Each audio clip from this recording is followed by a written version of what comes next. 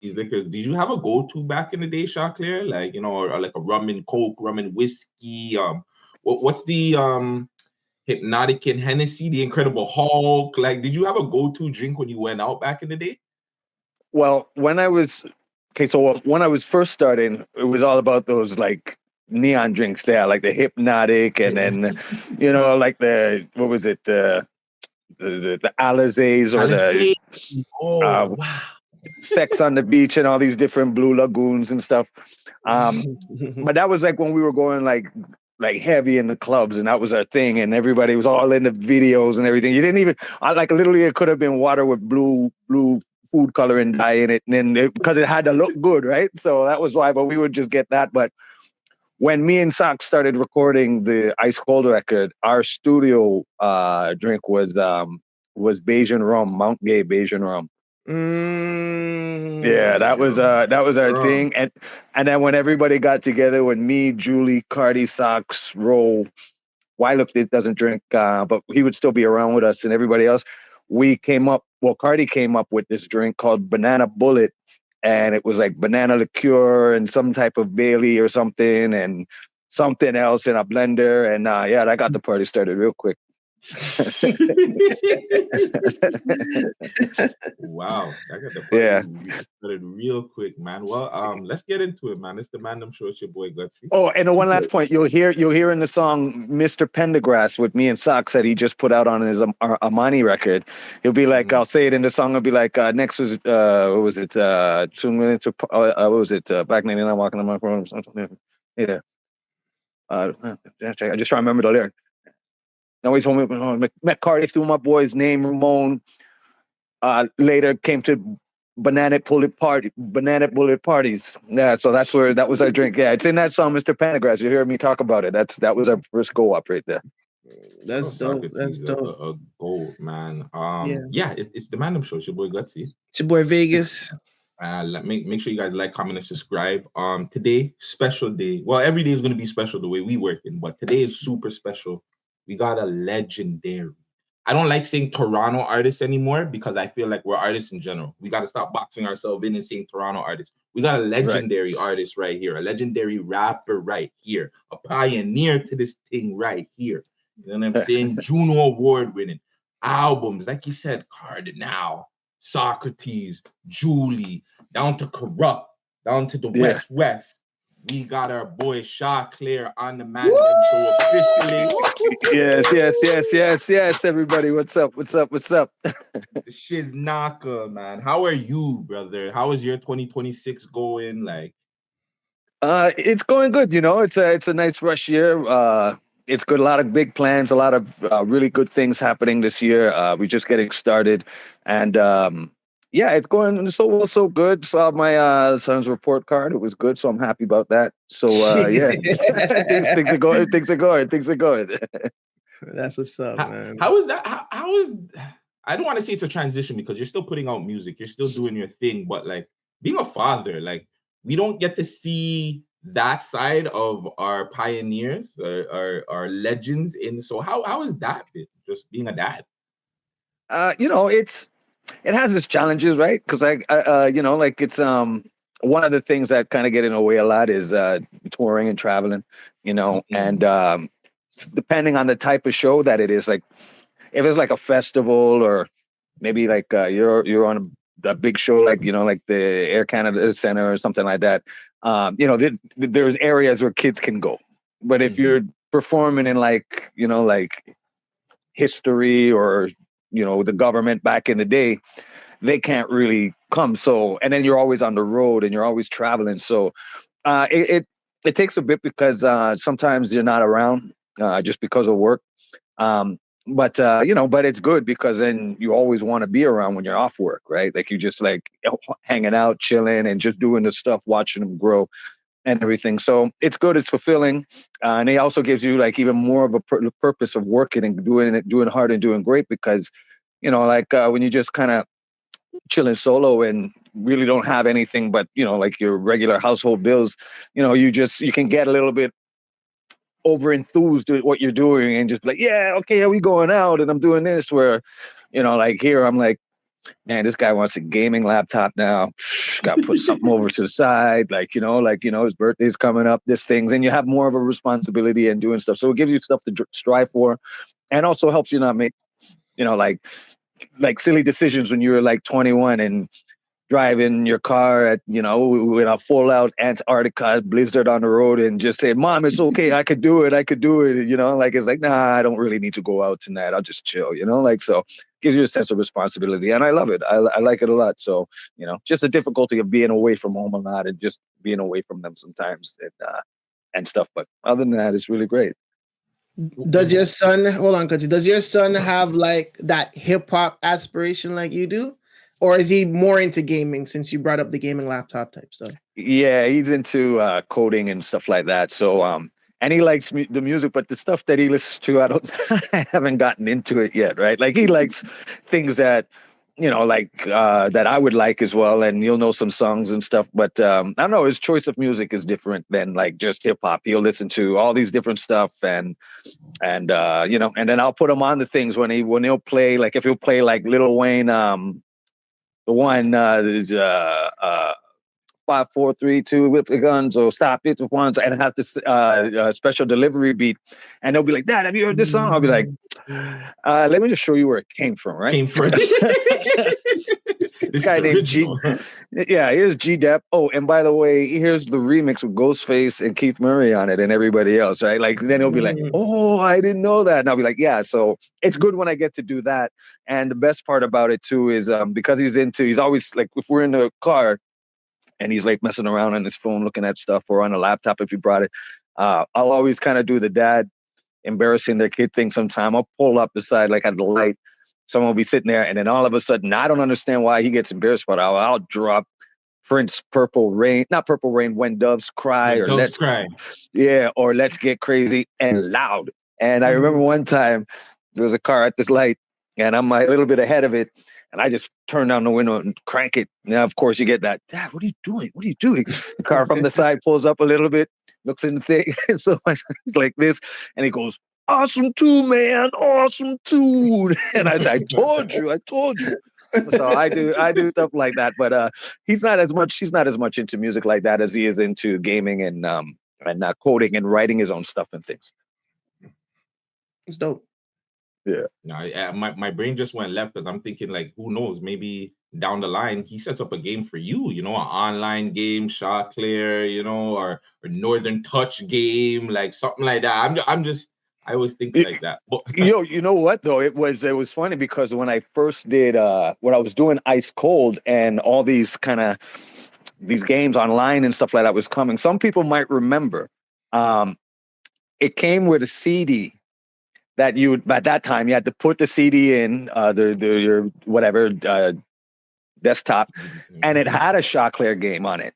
So there was a video game, and what the game was very basic, like a Donkey Kong. But what it was is that it was just a square. It was really basic. It was just a square screen. Had me as a little character in the middle, and I had CDs on me. And then you had haters coming in from the corners, the top, or whatever, and you had to hit the haters with CDs and make them go away. So that was real start at the beginning of all. It was like 98, 99 going into the release of the record. But maybe he'll do a better game of that. Some people might remember it. I forget what it was called, but it was a part of the Ice Cold album. And we had a video game, and it came with the CD, so you can launch it on your AOL or whatever was going on back then. Vegas, you got to do your research. But if if we don't find it, if you can find us a clip of that, that'd be amazing. I'll try. It was off Ice Cold Choclair video game, or Choclair Arcade. It was on the Ice Cold album. It was attached to it, so that was pretty cool. Wow. I know we got to get to the music, but what was your son having? Was that the reason why kind of you fell back from like putting out full length projects? No, not necessarily. Just because, that was part of it, but for the most part, it was the transition in the music industry, right? Like when I dropped my third record, Flagrant, that was right. I think that was 2005. So that was right in the cusp of the Napster and LimeWires and all this other stuff, and maybe it was just a bit after it, but the transition of record companies, because that's why I left the label after Memoirs of Blake Savage, the second album, because, you know, physical sales are going down so far. There was no like vinyl aficionados like they are now that wanted to collect it. So it was cassettes were going, CDs were going, and it was just everything was online. And everybody on the record companies, everybody was getting fired. Not fired or moving on, right? Because because they didn't need all these people anymore. So, and my song Skyline that's on Flagrant album, I'll say like new blood, new heart, but they ain't worth it. And mergers make them nervous, but it's the team. So we worked this shit, y'all. And it was that all that was happening. So I left. So Ice Cold came, Memoirs came, but then now the whole transition of a digital music industry, there was no more Virgin.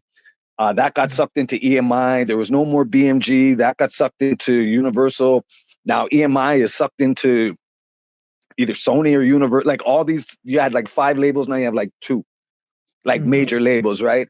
And during that transition, I went and I just went and got a distribution deal with this with this distribution company called Sextant Records, which just by chance was distributed through EMI. And I just ended up getting into licensing my records instead of signing to a company. And I did that. And once that was done, then it was just kind of repositioning. I was touring off this. I was doing a bunch of other stuff. And then I just started releasing more of singles than doing records and just being behind the scenes, more mentoring and everything. So no real reason. It was great because I was able to spend more time at home. You know, but yeah, no real reason for the lack and stuff. It was just I don't know what happened. It was just I just was chilling and doing stuff and reassessing and putting things together. It kind of sounds, go ahead. It just sounded like the behind the scenes kind of made you kind of fall out of it. Like, you know, you obviously have the passion and love for hip hop and rapping, but everybody knows like that's just one part of it. You got to worry about the business, the promotion, and it felt like that part of it with you was just like, this seems like a lot of BS right now. I just want to put out music, you know. It was fun, and perform, and it was like that, and then at that time, like maybe in the States and maybe other parts of the world, because I think as far as music industry and being a little bit creative as far as making things happen, the States and across the world were a little bit more forward thinking than the industry in Canada was. So like one of the talks was that one of the reasons why some artists, they would go over to the States because they would say, look, I'm worth like this. I got this kind of following. And the Canadian company was just like, oh man, I don't know. You know, like we're doing all of this now and this is changing and the world within how we knew it is changing. So then they go get signed in the States or go get a deal in Europe or just go and be performing in like Japan or Southeast Asia. Like, you know, like they just be over there. I know a lot of people that just moved over there because it was just a difference and also way more people. So, you know, you do 1% in India, you know, you hitting a lot of people. So, you know, like, yeah. So, yeah, there was a lot of nonsense, but yeah, I still did it because I would release singles and stuff like that and keep my name out and still be touring and stuff like that and getting on shows.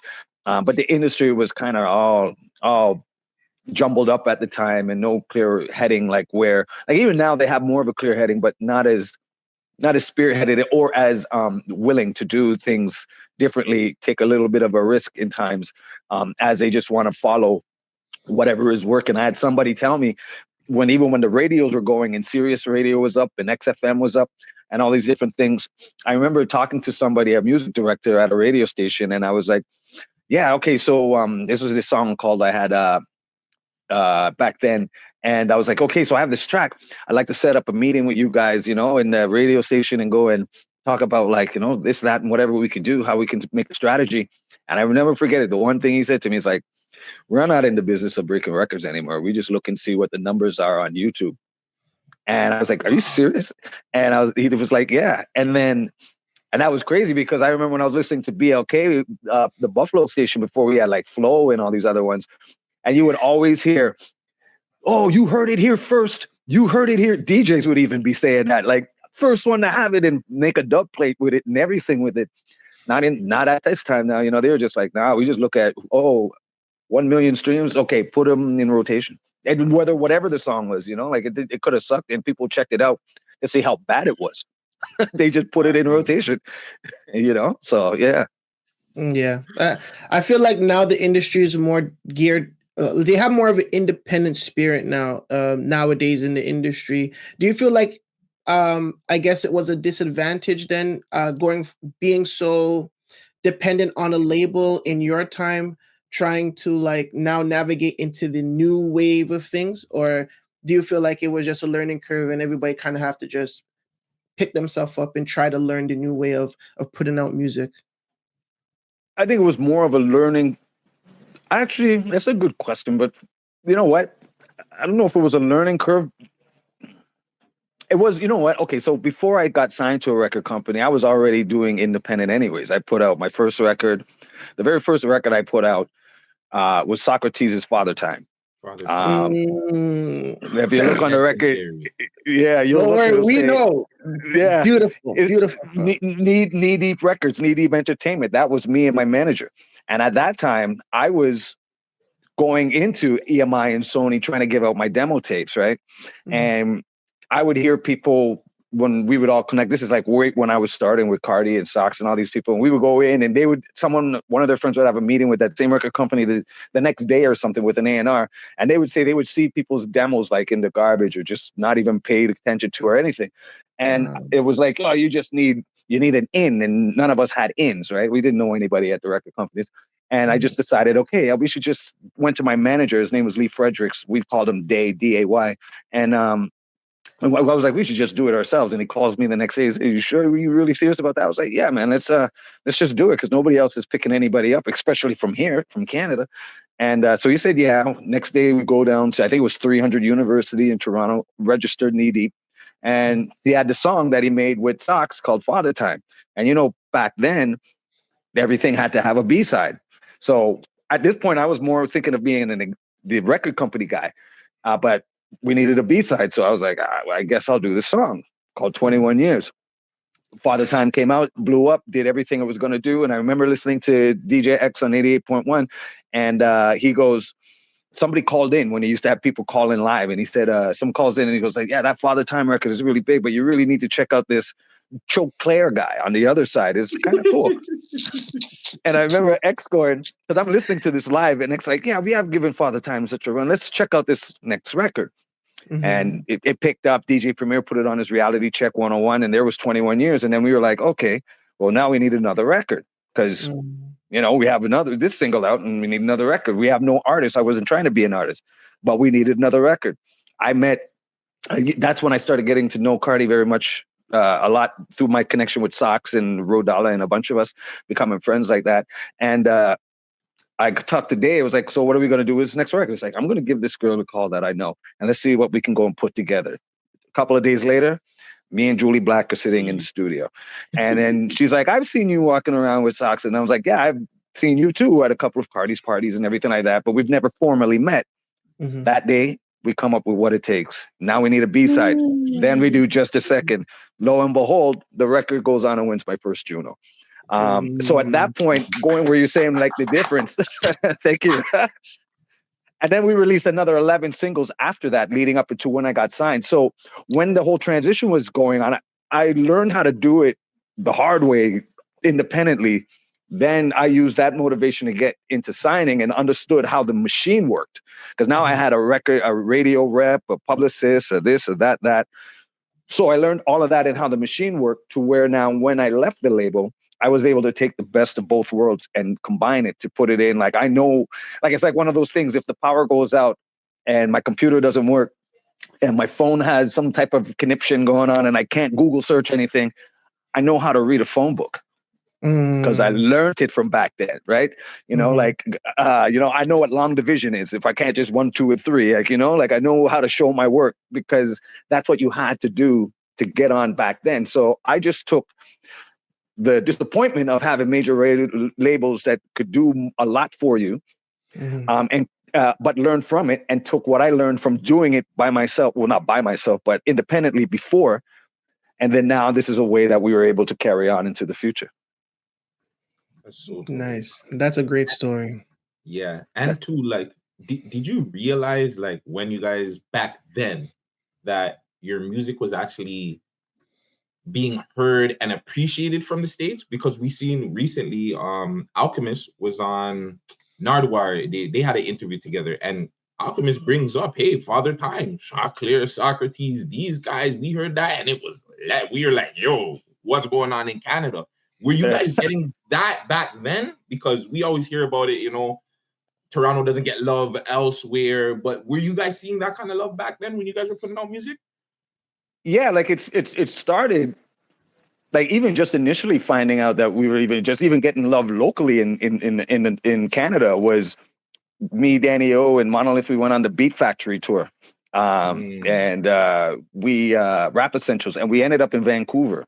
We were touring, and we were in Vancouver. Now, this again was on 21 Years, so no one really knew who I was, right? Like, just people listening to college radio, and back then you had to search out music. So people who were searching out music, listening to their local college station radio, and they would play the vinyl and stuff. And I remember I was at Red will always forget exactly where I was, but I think we were at the Moon Lounge, and we were there, and then I see the Rascals, and I was like, yo, there's the Rascals, because I seen them on TV before doing Really Living, and I liked their music, because those were like, I knew there was good music up here, man. Like, everybody says no. I was like, yeah, the Rascals. And they're like, hey, what's up, Shocks? And I was like, oh, yeah. And they're like, man, we love your music. Yeah, Just the Second just came out. He's like, yeah, man, we like what you're doing. And I was like, whoa, okay. That's dope, because I know who you guys are. I didn't know you guys knew who I was. So that's when they first started getting locally, and then some people would come up. But then it was when Father Time really started blowing up, and then Reality Check 101 came and put 21 Years on that record. It was like, wow, like, we were all amped. Like, DJ Premier, like, he put it on, and people thought Premier did it, but they did the beat. So we started seeing that, and then we started going into these festivals, like, How Do I Get Down, I think it was called, and those type of things in Miami, and all these different music seminars and stuff like that. And people would have the record, and we would be like, wow, like, these people have it. And then we started doing freestyles on records, freestyles from mixtapes. And then we started to realize we didn't know the impact, but like, we would go in, and when we go to D&D studios and record, and Boot Camp Click will be there, and they never said where you were from, right? They just say, oh, these are the guys from Canada. no Toronto, no, not like everybody just lives in this one city or something like that called Canada. And people would come up, and there was no Google search back then like that, right? Like, they just had to hear it from someone, or somewhere through the grapevine, they'd hear it, and they would talk. And I remember Tony Touch. So I'm doing this song I did with Rest in Peace Guru from Gangstar, Bear Witness, that Cardi did. And we're in the studio, and that's when I bumped into Boot Camp Click and everything. And that was my group back then. When I was in high school, it was either Souls of Mischief or Hieroglyphics or Black Moon and Boot Camp. And I was Boot Camp all the way. And here they come in Studio B. Shucky Ducky and all them, Drew Ha. I'm like, what the hell? I'm in studio. I'm in D&D, because that was the studio, right? And then they come in, and so they're like, so they're listening to the music and everything. They're like, what's up? Hey, Tony Touch comes walking in, and he's like, oh, you're Mr. Morgan's guy, because they knew Mr. Morgan, who was from here and moved to the States to do record promotion. Now he does work with Drake and everything like that. And he's like, oh, you're one of the guys that Mr. Morgan's been talking about. He's like, yo, let me hear that record. So he hits the record. Instantly, he goes to my A&R that was in the studio with us, and he's like, we didn't say it in front of me, but they go outside the room, and his name is Russ Hergert. He comes up to me, he's like, yo, he said, like, yo, if we give him like $300 to $500, he'll put some cuts on the record. And he says, what do you want to do? And he looked at my face, and he goes, forget it. One's downstairs, ATM, 500, gives it to him. And then that's how I got Tony Touch on it. And then he started playing the record. And then I started realizing, wow, like, yeah, like, these guys are really, they know who we are, and Sox and myself. And then Northern Touch came, and Northern Touch was in the States, and that did really well. And especially not a controversy, but the DMX and Northern Touch with the same beat. And it held its own. And that's when I really was like, wow, like, people know us, and now we're in Europe, in Germany, and they're holding up my record in the Source magazine with me in it. And I was like, wow, this is really big. So that was really cool when that started happening. Touching on that controversy, in your opinion, was that coincidence, or did they hear the Man Dem? Did they hear the Man Dem shooting and were just like, "Yo, that beat is crazy. I'm giving it to X." Like, what happened there? Because I remember, fam, I was there. Like, that times was like Northern Touch was boom, boom, boom, and then all over here is right here, dog, on Rhapsody. I'm like, wait, that's the same beat. Like, what's happening here? But as a young guy, I'm not We don't take understanding that the in like politics. that. You know what I'm saying? I'm just thinking they're doing the same beat. You know what I'm saying? So it might have been like something like, I don't know, the producer just did the same sample. Like, but you, since you're in the background of things, was it coincidence or did the Man Dem jack the thing, fam? Like, what happened there? You know what? On the real, I can't say for sure, but what I do know is was back then when people, because Chemo made the beat at first, and I'm sure because he was working with Saul Guy and Mr. Morgan at the time, and I'm sure back then they used to always give out beat CDs to other people to go and check out. And what do you like this one? Okay, then we'll work on this one. So there very well could be a real situation where the beat CD went in one person's hand and they liked it, and they did, because if you listen to both versions, DMX version, ours, DMX version is more compressed, like it's tight. Where Northern Touch, you'll hear it, it's open. It's like all the sounds have like breath air around it, like it's open and everything. So I can't really say if somebody really just did it, but I could say that someone may have heard it before and tried to do it, because it came out, I think ours came out in December. And I think they both came out in December. And I remember when his version came out, and that's back when everybody still had like their own low self-esteem in music and coming from up here, and they were like, we were like, they're gonna say they're gonna say we copied them, but we'd say the song like a year ago, right? Like we did it. Was that would have been 97, late 97? So we did it like January of 97, or maybe even a little late in 96, and then. And we held on to it because they didn't know what to do with the record. Like they didn't know. First they were going to put it on a mixtape, then they were going to do this, and so then that way too, that could have got passed around too. So there could have been all these different ways. Then they decided to say, "Oh, we're going to stripe it on the Rascals Cash Crop record," because that record was already out, but they wanted to add it to it, and that's when they did. But it was being passed around, and the best part about it is that because we had the people from the Rascals from the West Coast, me from Toronto, and stuff, and Thrust and Checkmate, and it was representing a whole instead of just one person. Like it was representing a whole nation. I really find that was one of the things that people stuck with, because they're like, yeah, man, like the song's good. You can't say the beat sucks because you already like the one from DMX. And like I guess it's objective to say what rapper you like and don't like, but like at the end of the day, it was just like, yeah, like this song can go. And I'm so happy that the fans supported it and made it to what it is. Like, like what is this? It's almost 30 years later. This song, it's still, people request it on the shows. It's being played everywhere. We still get, people still look for it, right? Like, oh, I like that song, or the video comes up. So I don't want to fall down the conspiracy, but it was passed out a lot, and the beat was passed out a lot. It sort of was a little bit funny that the exact same month that comes and this comes, and we were all just like, there it goes. But the public stood by us, and we love them for that. So you said that Northern Touch dropped in December, right?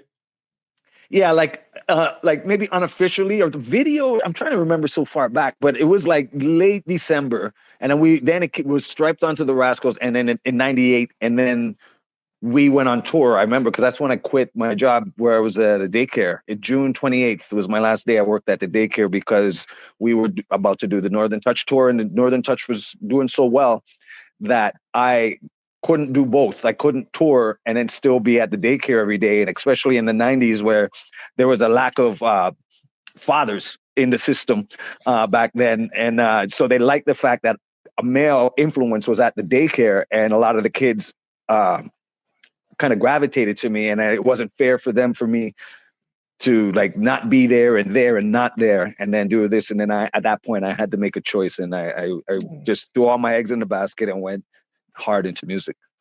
Wow. So the initial release of obviously what you were seeing, Northern Touch, was 97, and then I guess you guys redid it and it came out in 98. But Get At Me Dog came out in February 98.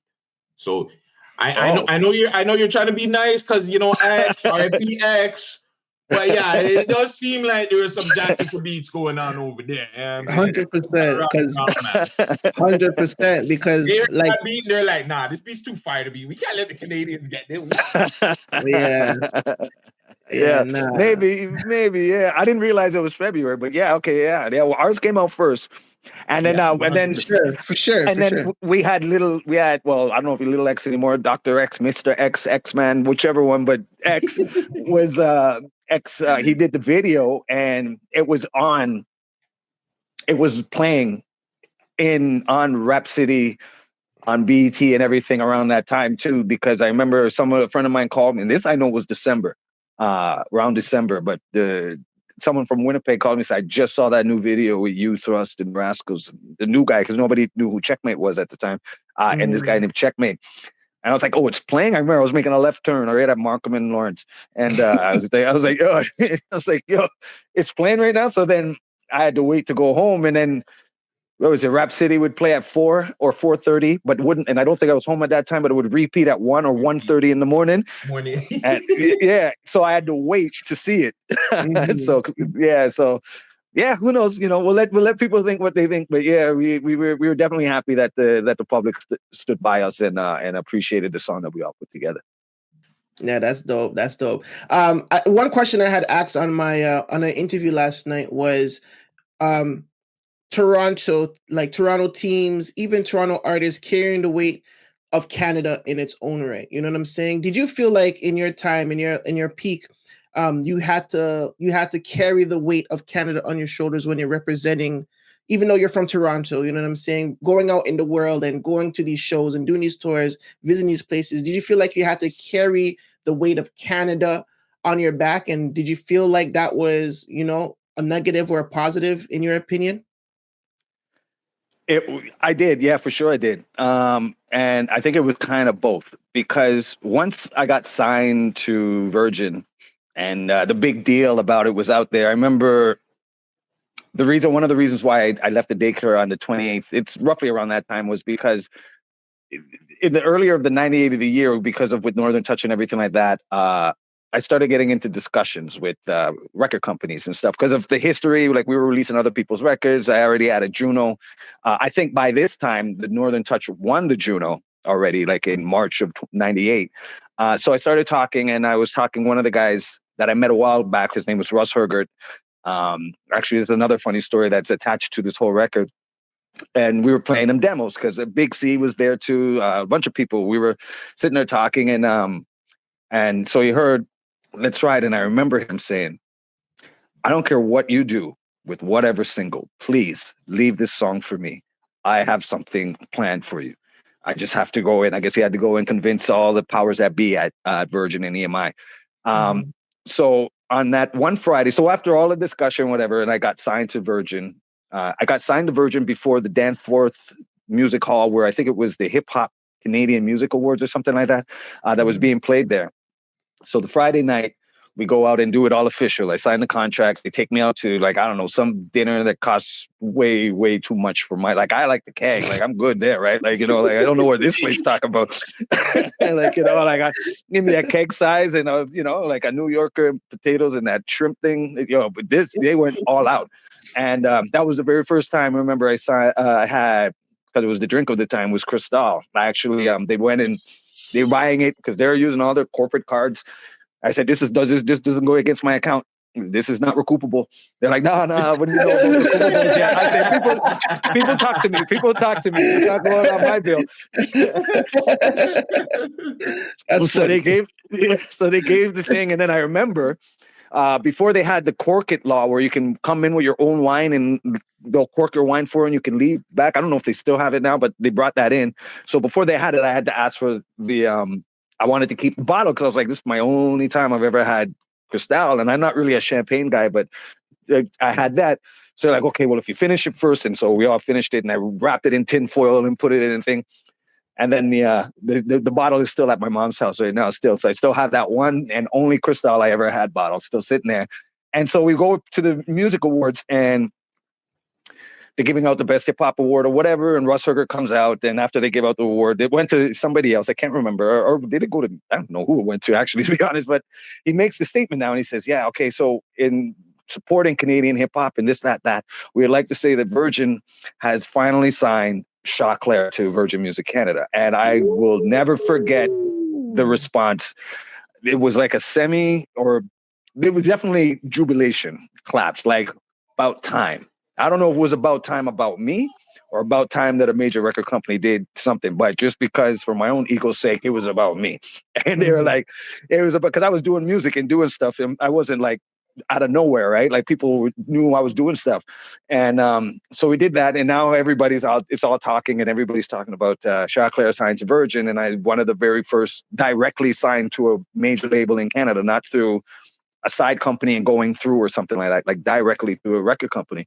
And then that's where, and then so me and Sox and the Cardi and everybody, we're just working. It's fun. It's fun. We're in the studio. We're at Gadget Studio. We're at 306 Trebas. We're doing what we're supposed to be doing, going to New York, enjoying making records, just making songs that we always were doing before I got signed. Beautiful.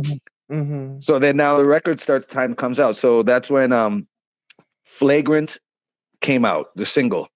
And that one really banged. Sox did that one. It was doing really well. It went over in the States. It was doing just as well as like Father Time was doing out there back then, and all over the place. And now here comes the press. And the press is like, so their questions would come in like, so you have a lot riding on this record, right? How's it going? And my answer was, yeah, they'll say it's a Choclair record, but really it's not. It's like a collaboration because I did it with Solitaire and Julie and this and that. You'll see them all over it. And then that came the question, well, if your record doesn't succeed, people are going to say that, see, Choclair had all this hype. Canadian music just doesn't sell. And then, so I'm like, this one person, me, for a whole ton of people that's doing music that a lot of people enjoy and have and are fans with and everything like that. You're saying that my one record, if it doesn't move right, is going to flop the whole Canadian hip hop industry. And they're like, yep. So now it's not fun anymore, right? Like, because now there's all this pressure and all this work that we did, and the album is done, and we just shot Let's Ride video. It hasn't aired yet. And then now Let's Ride's playing, and it's getting the time that it's getting. So we have Flagrant, which is doing well. I had a song with Guru, rest in peace, that was doing well. And here comes Let's Ride, that's doing well. And all they kept saying is like, see, look, you got some play, but if this record flops, all of Canadian, no one's going to sign any hip hop artist from Canada anymore. That's exactly the narrative. And then the 1 week after the record came out, I get a call. I was in Vancouver, and it's Russ Herger on the phone. And I was doing promotion for this other tour that was coming up for the record and for the other tour. And he's like, "Man, you wanna hear these numbers?" I said, "I don't know,"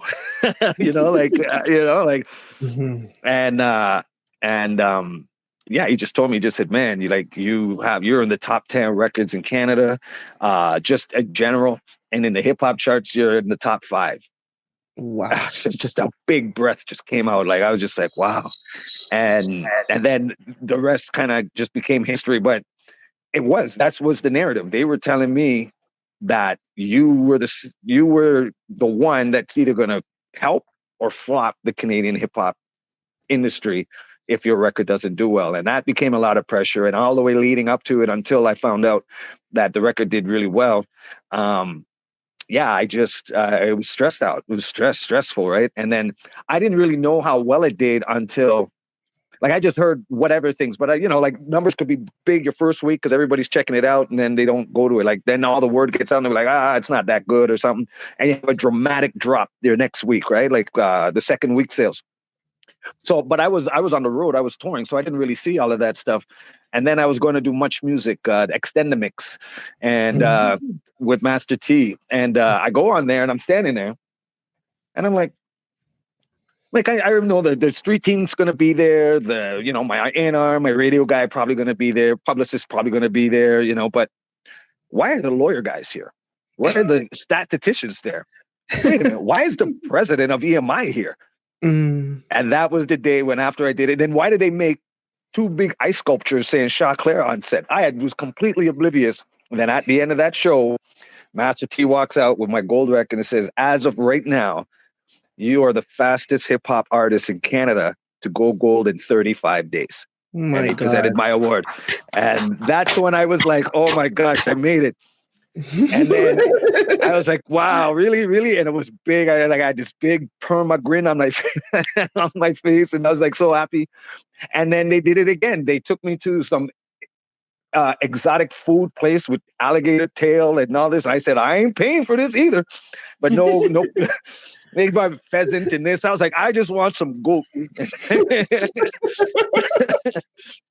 So right, so they took me out to this whatever place, and it was great. It was so good. It was so good. And so then that's when all the worries went away because, but it was stressful. It was really from the start when Let's Ride came out to after the record, the first week, actually till that gold record was presented.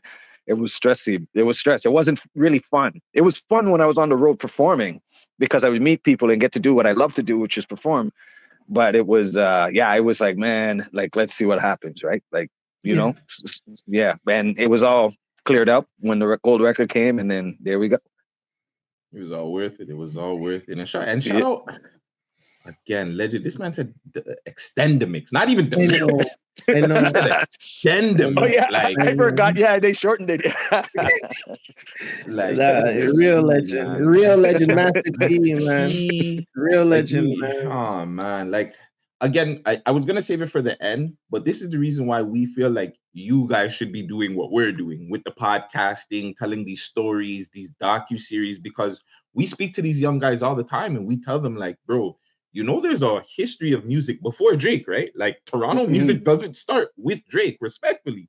And it's like these stories are the stories, like we're hearing all these stories for the first time. The world needs the Toronto, the youngins, the YNs per se. They need to hear these stories and realize the hard work that you guys put in to make the Drakes and the Tories and the Navs be able to actually like eat off this.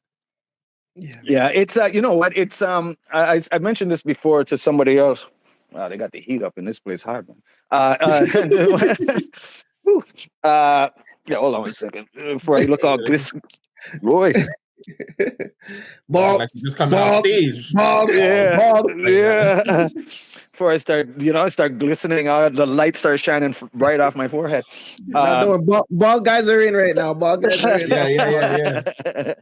Yeah. Sorry, can you repeat that again? What you just asked me again? Sorry. It was just more about the history. Like, why is it? Like, why don't you guys have like a podcast, Socrates or Cardinals?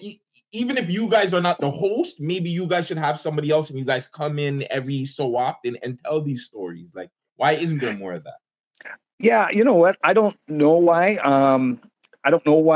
But I will say this. I do know, and I don't want to both-sided the thing, but I think there was, Snoop said this once, and he was talking back like when I think it was 2010 or 12, 13, when everybody was doing auto-tune, and then as they called it, mumble rap or whatever was coming in and all this other stuff. And then you had others that were doing really well because they were taking advantage of the digital age, like, the YouTubes and all these other different things that we have now. And I remember him saying one thing, or one of the artists, I forget who it was, where they're like, yeah, we don't rate Biggie, we don't rate Pac, we don't rate those guys, like we're the guys. And then, then now right now you have like, they call it ageism and stuff like that. Like, what are you still rapping over 30 or what? You're a 40-year-old rapper. And I say to people sometimes, I'll be like, how come nobody says that about Led Zeppelin? How come nobody says that about Aerosmith? How come nobody says that about Mick Jagger and all these other groups that are sitting there? Like, I think, Billy Joel just finished his tour, and I remember Billy Joel listening to him for years from back now, and nobody says they're too old to do anything. And I believe that there's a gap. And I find that gap came also within that period that we were talking about earlier between like the physical sales and digital sales and stuff like that, to where, because in the digital format, it was faster and easier to get to people. Like when I was putting out records, you had to mail out records, and I don't even know how I afforded half that stuff that I was doing back then. Like, I had my job at the daycare, but that was cheese money I was part-time, right? So, but buying the records, shipping them, pressing the vinyl, buying the sleeves, putting the sticker on it, driving to New York, putting it in New Jersey distribution, shipping it to Fat Beats and all that stuff. Where now you just emailing is up, right? So like one of those things, and I found that when they were saying, I was like, there probably was a difference of link of like mentoring between the guys. This is what Snoop was saying when he was talking about it. And I kind of agree with him in a way.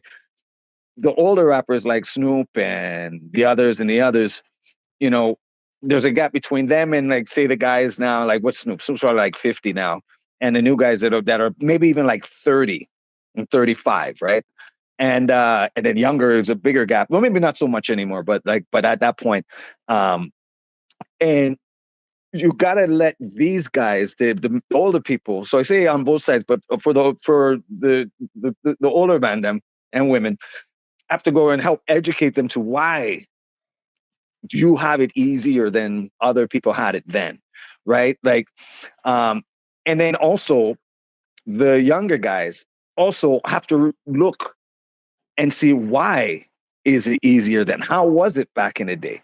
You know, like when you hear like guitar licks and you hear old Eric Clapton or why is his name leaving me now, from Woodstock and the Jimi Hendrix and stuff like that. Nobody goes and says anything. Like nobody will say one word bad about that. Nobody says anything bad about Van Halen, him playing the guitar, Prince playing. Like I was just watching all of Prince's guitar solos on YouTube. Nobody says anything about like these guys. They're cherished. They're cherished, you know, and for some reason in hip hop, they feel that it's all now and forget. But I can't forget about, you know, like Public Enemy telling me to fight the power, you know, Big Boogie Down Production telling me about The Bridge Is Over, Mobb Deep telling me about Survival of the Illest, you know, and all these things. And I think that's the education path. And it may be some people may not want to know or don't care, but I also feel that there are people that do want to know, but just are trying to find the way to connect the two, because it's only going to get stronger when you have songs with, well, look, you had Paul McCartney with Kanye West and Rihanna and all these other people, right? You know what I mean? Like it's just, and that was Kanye West showing appreciation to Paul McCartney as he's the Beatles. Yeah. You know, you could like not like as much of Paul McCartney's song now, but you can't say nothing about the Beatles. And the only thing I say in hip hop, I guess it's changing in a way because you can like whatever's going on now, but I dare one person to say something bad about Wu-Tang Clan. Like, you know, like, you know, people would just be like, you're lost, man. Like you're lost. Like those type of groups. And I think that's what's gonna, with the education of how things got, especially in Canada, because Canada was so hard to bust. Like Canada was so hard because we were just Canada. We had no infrastructure. The States already had all its fruits that it needed. You know, they didn't really need any imports. They had what they needed. And we had to force Canada to accept us. And then because we were accepted here, then we can infiltrate the US, where before it used to be like bare naked ladies. They used to be on Speaker's Corner. They went and did their thing. Then they blew up in the States because they got signed off of that. And when nobody was claiming, then Canada was like, these guys are ours. They're Canadian guys. Avril Lavigne, she's ours. She's ours. And it wasn't to wait for someone else to accept them. Then we accept them. It was like, now we accept them and we go and promote them to the rest of the world. And knowing the history, I think that will go and help tidy that up a bit more. So I really am looking forward to it. I've been working with a lot of new artists and younger cats coming up. And at least for them, when I'm working with them, they show appreciation. They're like, man, I've been listening to you. Or some people come up to me and be like, yo, yeah, like I found out about you because my mom or my dad just keep bumping your song in the car. I know all your songs. And they'll come to my concerts. The kid will be 20, 21. And their parents like 45 or something like that. And they're there at the show together. And that's the gap bridger, you know? And I know there's probably more to that than what I'm saying, but I think that that's a good start, is to try and show these guys history of where this music in Canada came from and how hard it was. Like, again, like right now, we still don't even have like a Hot 97. We have like our Flow G98 or whatever and stuff like that. But now we barely even have some of the college stations that we had to go and fight just to go every Sunday or Saturday. Knew when it was Saturday, 1 to 4, all the clothing shops would be playing it on their speaker. We had to show them that this is how we had to go and make our name in this industry and how hard it was to go and make it easier for people to have confidence. Remember, nobody was wearing Jay's hats. Nobody was, if you were from the States, I remember being in ciphers and people would come up and be like, oh, let this guy come in. He's from Boston, meaning he's better than you just because he's from Boston. Or they'll say, oh, look at this guy's video. Yeah, it's good for Canadian. What does that mean? Because I've seen American videos that are worse than Canadian. You know what I mean? And so that thing that came off people's back, it took a while to get that monkey off everybody's back. And it's great. It would be great and is great that and would be great if more of the newer artists recognized that and understood that, because it was a big struggle just to even get yourself known. One time it was only 5 artists in Canada that most of everyone would know. If not, and I think I'm even stretching that. 5 Rascals. You might be. But Rascals, Maestro, Mishi, Dream Warriors. I wasn't even like that. That maybe even Kish. Like, you know, like other than that, on that level, there's 5. So you know, yeah. And now look at it now. Now look at it now, right? Yeah. But it's funny that you say that, because we look at it now, but we complain all the time that when I turn on the radio, I hear Afro beats, I hear reggae songs, but then they'll complain and say, oh, well, the Toronto guys, you know, they need to clean up their music. But I hear Romping Shop by Vibes Cartel, that gets played. I hear Hot Nigga by Bobby Shmurda, that gets played, and it's the whole song is edited because he got nigga in every other verse or every other word. So to me, it's just like, I get what you're saying 100%. The infrastructure, we've been complaining about the infrastructure since God knows when. So yeah, it's that. Sorry, 2 other things, because you mentioned the Prince thing, and I was watching the Prince solo guitar thing too. You see? That boy is wild. Yo. He has one of them where he had the guitar and the guitar was shooting out something. I'm like, yo, Prince is a wild boy, bro. Like, yo, anybody watching this right now, like, you like Prince because of his songs and, you know, his character and whatever, his swagger, is everything. Watch some of Prince solo guitars. This guy, and he made it so like it was effortless. And then even at, you know, like when Sox always does this, like when he's talking about bass players and they just sit there and they have their hat on, their face don't move, there's just their fingers. Prince was like that too. He would just that face and the strumming on the guitars, and I love guitars because I just like the intricacy, guitars and drums I really like, and it was just so good, man. And so and I'm sure there's other guitarists out there, but like I was saying with Eric Clapton and Slash and Jimi Hendrix, these are R&B black music artists that you can't overlook, that went and helped set the stage for, like, even inspired myself, even though I wasn't a guitar player and I didn't sing, but I'm watching Prince. I'm watching these guys do it. I'm watching Levert. You know, I'm watching Johnny. I'm watching New Edition. You know, I'm watching Bobby Brown. I'm watching these guys. And we got to go and know that. And then I think we'll all be stronger and better for that after. But Prince is a dope watch, though. Prince is a dope watch. And Stevie Wonder playing. Yeah, and Stevie Wonder playing the drums. That's another big one to watch, too. Huh? Yep. I saw Stevie Wonder playing the drums. Yeah, watch. You can look it up, and then you can just send me a text message and be like, "Holy shit, bro!" Just like this. Yo, watch it. Watch it. That's interesting. See, but then that goes into like, see, like, it's the history, right? You look at it, you'll be like, wow, you know, like, and you know it, and it becomes comfortable, right? So like, I look that stuff up, and anything that one of the things, if I don't know, I like to know. I try to find out about anything. If I don't know what starts a car, how to start a car. If I want to be like, oh, Stevie Wonder, okay, let me go and check out this one. What group was? Who was part of the Comet? Oh, Smokey. Okay, like, you know, I try to figure it out, and that's a good thing for everybody. Knowledge is king, right? In anything. Exactly. Let's get into transit music, man. Holy, such a really dope project too. And too, I like your rollout. The interviews that you're doing. I seen you did an interview like in the TTC or like a setup TTC. That was Scarborough RT, man. If you're from Scarborough, you know. Yeah. Scarborough, man. Yeah. The with transit music, it was it's like a lot of accumulated songs that I did, like when I was talking about like doing singles here and that. So like within those times, right? Like it was just like always trying to get from one place to the other. And as winter was coming, it kind of got on me. It's like, what do I do when I do this? Because I had my license suspended for tickets and stuff, so I was on transit. And so I would just, in the winter, just put your fat goose on and your jean and your Tim boots, headphone, hat, hoodie, hood, put your music on, go from A to B. That's it, right?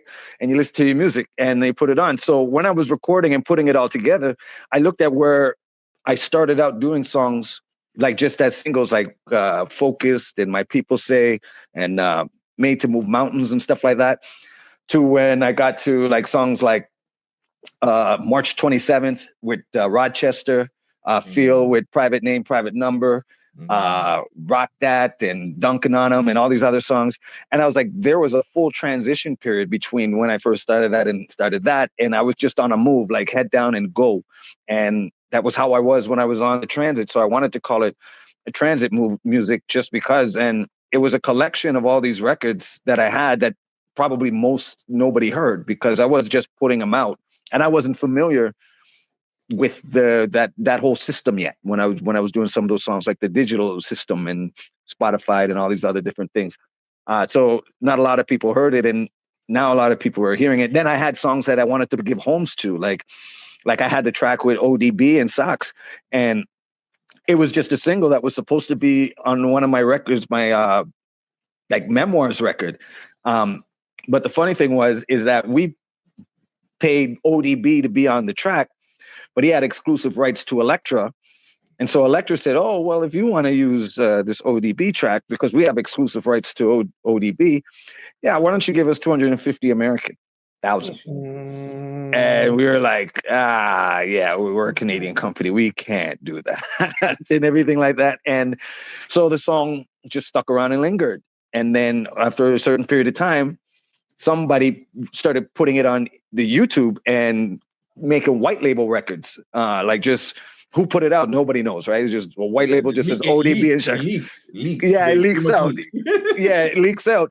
And so like when it was coming in and some people that heard it, I was like, yeah, I want to give this record a home. I just don't want it to just be some single that just is out there, right? Like Who Shot Ya on Biggie. Like they put Who Shot Ya on like, one of the Biggie's reunion records or best of, because it was literally just on the B-side of One More Chance. Yes. That's the first time I heard it, right? They're playing One More Chance. I'm in a house party and I'm like, yeah, we all love this song. Y'all dive into that puffy dance, the shoulder shimmy that they used to do. And then you turn the record on, I heard, As We Pro. And I was like, oh, what's this? And I hear, you hear puffy voice in there. And then Biggie, I was like, what the hell is this? And one of the reasons why I'm a huge Biggie fan, walked all the way up to the DJ booth. I look on, I see, like the Bad Boy logo on the center of the record. And I was like, what is this? Mm-hmm. And this is back when people were breaking music. DJ pulls it back, and I was like, just hold on one second. Let me just see the title. Biggie, Who Shot Ya? What song is this? And he starts it up again. And that was me with this Suave Dirt Dogs, the song with ODB. Is like, I didn't want to just leave that out there, not being associated with anything. And that when they can get this transit music record, they can get the songs of Made to Move Mountains, Suave Dirt Dogs and Focused and My People Say, and even some of the songs I did with Classify, like Hurt Everybody and Backdraft and all these different ones I did with, King Crooked now, Crooked Eye and and Kim Davis and just all these things, man. Like, so I really wanted to give it a home, and I'm really happy with the response that it's getting. Like a lot of people, it sounds exactly what it was supposed to be. Some people will say it sounds like, like the older shocks of 90s, that boom bap, but still with some grooves, but not just straight boom bap rap, but it sounds what the title is. Like it's music that moves you, and I'm very happy for the response that it's getting, and I'm happy that sometime, probably I think April, May, I don't know if I'm going to call it transit music, but the Transit Music for Now tour will be happening, and getting back on the road, doing like 60 dates and stuff like that, going all over the world again, like, but on a tour, not like I'm flying out over here for like a weekend, and over here it's like boom, get the bus. Put some cheese sandwiches in there, a couple peanuts and raisins, and let's go. Like, wait.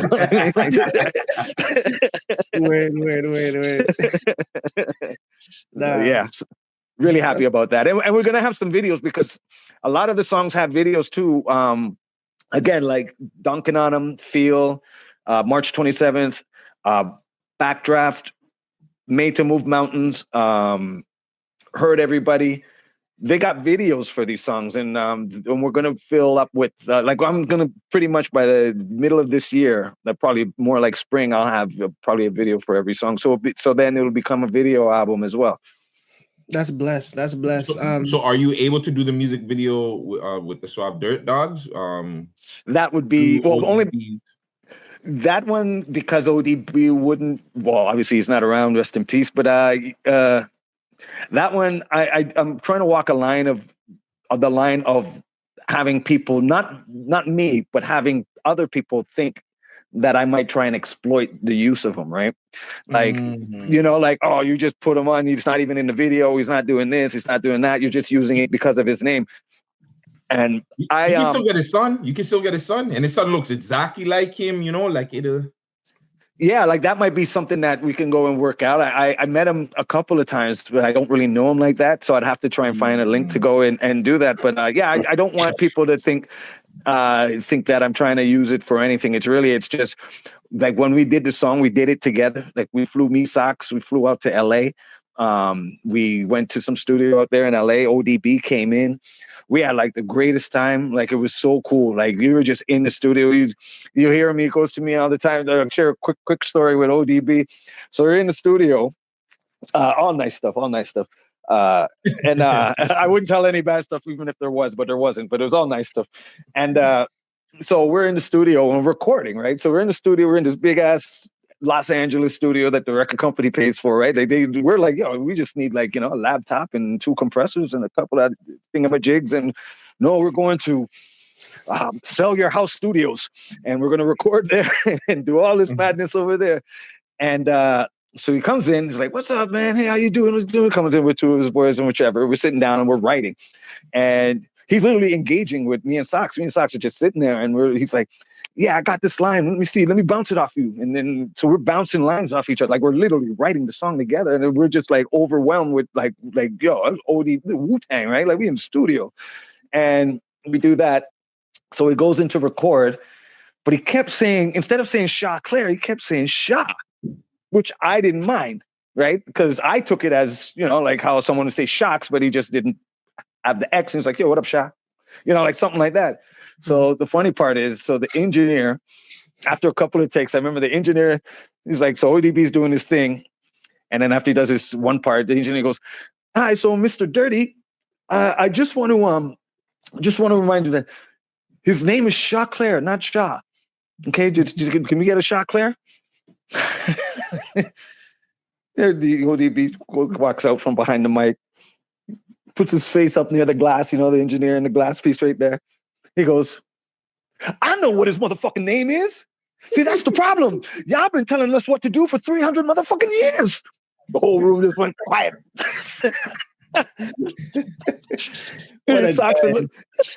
Socks are sitting there looking like at each other, like, and then there's Big C's. He like record guys are here too, right? And everybody's here. We're looking at this engineer just screw up our session because we had no problem. And then right after that one, like it was literally like a second and a half of a pause, but it was a pause, dead quiet, right? Like that.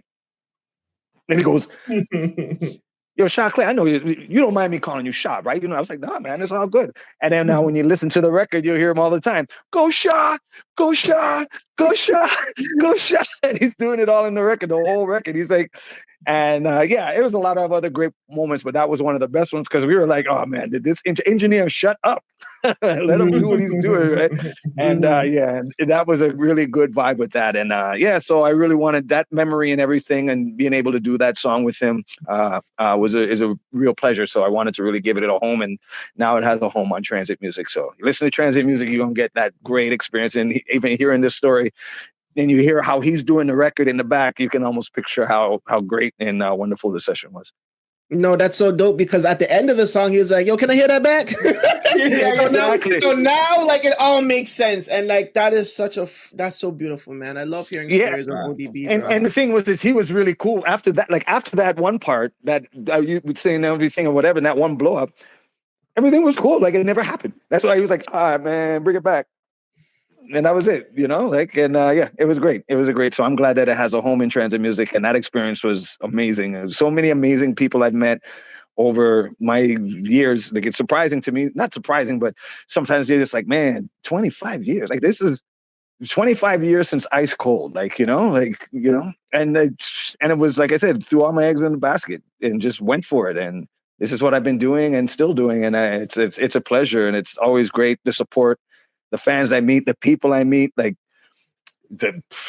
just the random situations that come up. Like, I was telling Classifier one time, so we have a song called Unexplainable Hunger with Royce the 5'9".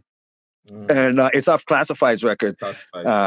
Yeah, and one of my lines, and there's a video for it, and my line at the very beginning, it goes, "Shit ain't sweet, cheese sandwiches for lunch, 2 jeans by week, $1 short for the bus fare again this week, deprivation from the sleep because the barrels speak." So that was like my first walking in line. So I'm talking, I think we're in Kelowna or something. I am with Classify. We were on the Canadian Classic Tour back in 18, and with me, Class, and Maestro. And so we're sitting there, we're standing right in front of a 7-Eleven. I'm telling him the story of every time I meet somebody, they'll just come up to me and be like, "Shit ain't sweet." And I'll be like, "No, what do you mean?" Because I'm not expecting them to come up with that, right? And they'll be like, "Oh, you ruined the flow." And I was like, "Oh, well, I didn't know you were doing that," right? So I'm telling them that it happens quite constantly, consistently. And I'm telling them this, and the car pulls up. Dude comes out the car. What happens? "Shit ain't sweet." And I wouldn't have remembered if I wasn't telling him about it. And I go, "Cheese sandwiches and lunch, 2 jeans by week." And it's like, $1 short for the bus fare. And then we had this big rap freestyle, like, going back and forth over the hood of his car. I was like, "I told you, man. I told you." So those type of situations and people and all this other stuff is really great, man. And I can't thank the supporters and people and everybody that's been a part of this journey enough. And like you guys doing the interviews, because I hear a lot of people tell me they like hearing my interviews and the stories that I talk about it. Although I get long-winded, everybody, Solitaire will tell me that. But it's great. It's great, and I love it. And it's not even over. I'm still going. That's the best part. That's the best part. I love that you weren't afraid to rap on modern beats. Like, I was actually shocked to hear you on that drill record. How did that song come about? Like, who gave you that beat? Like, I'm going to assume that's a little bit newer because of the sound of the record. But it was a drill beat. I'm like, Choclair's on a drill beat. Holy fuck! Like, and it sounds dope. Like, it sounds like, damn, like, it's dope. It was this guy who reached out to me on Harwitz was his name. He reached out to me he was from Germany, and he's like, "I want to play you some stuff and tell me what you think." And yeah, he gave me that beat. It just stuck out to me. I don't know. I didn't pick it because it was. I didn't even knew if it would be classified as drill. I just thought it was maybe a double up beat in that way, not like it was like that drill, like it was going to be categorized as a drill beat. And I just liked it, and I thought. I don't even remember how I came up with the thought of it being called "Got This," but I wanted to just talk about like the historics, like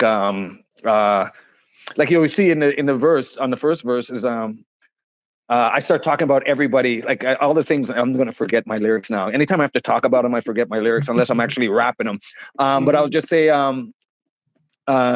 When I start talking all these things, how do they say it? I go, do they harmless? What they do, yellow light, jaundice. I stay reckless, like the ones that came before. We didn't knock down the door. We didn't knock. We just knocked down the door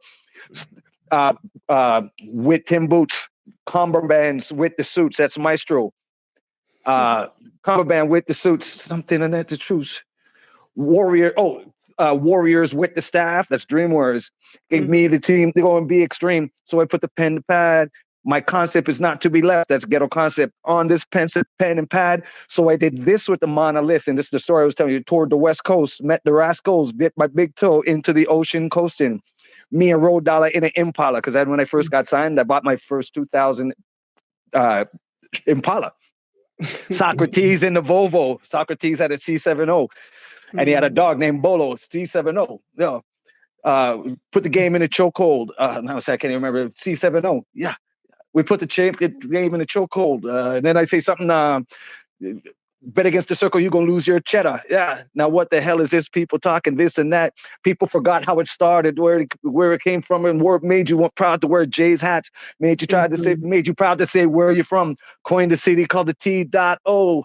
And now it's the 6, how far have we become, or something like that. So it was me. And then I'm saying, I got this, right? Like, I got this. I'm still here. And that's, so I was just me trying to go and just do some Latin. There's no chorus in it. It was just a straight start to end.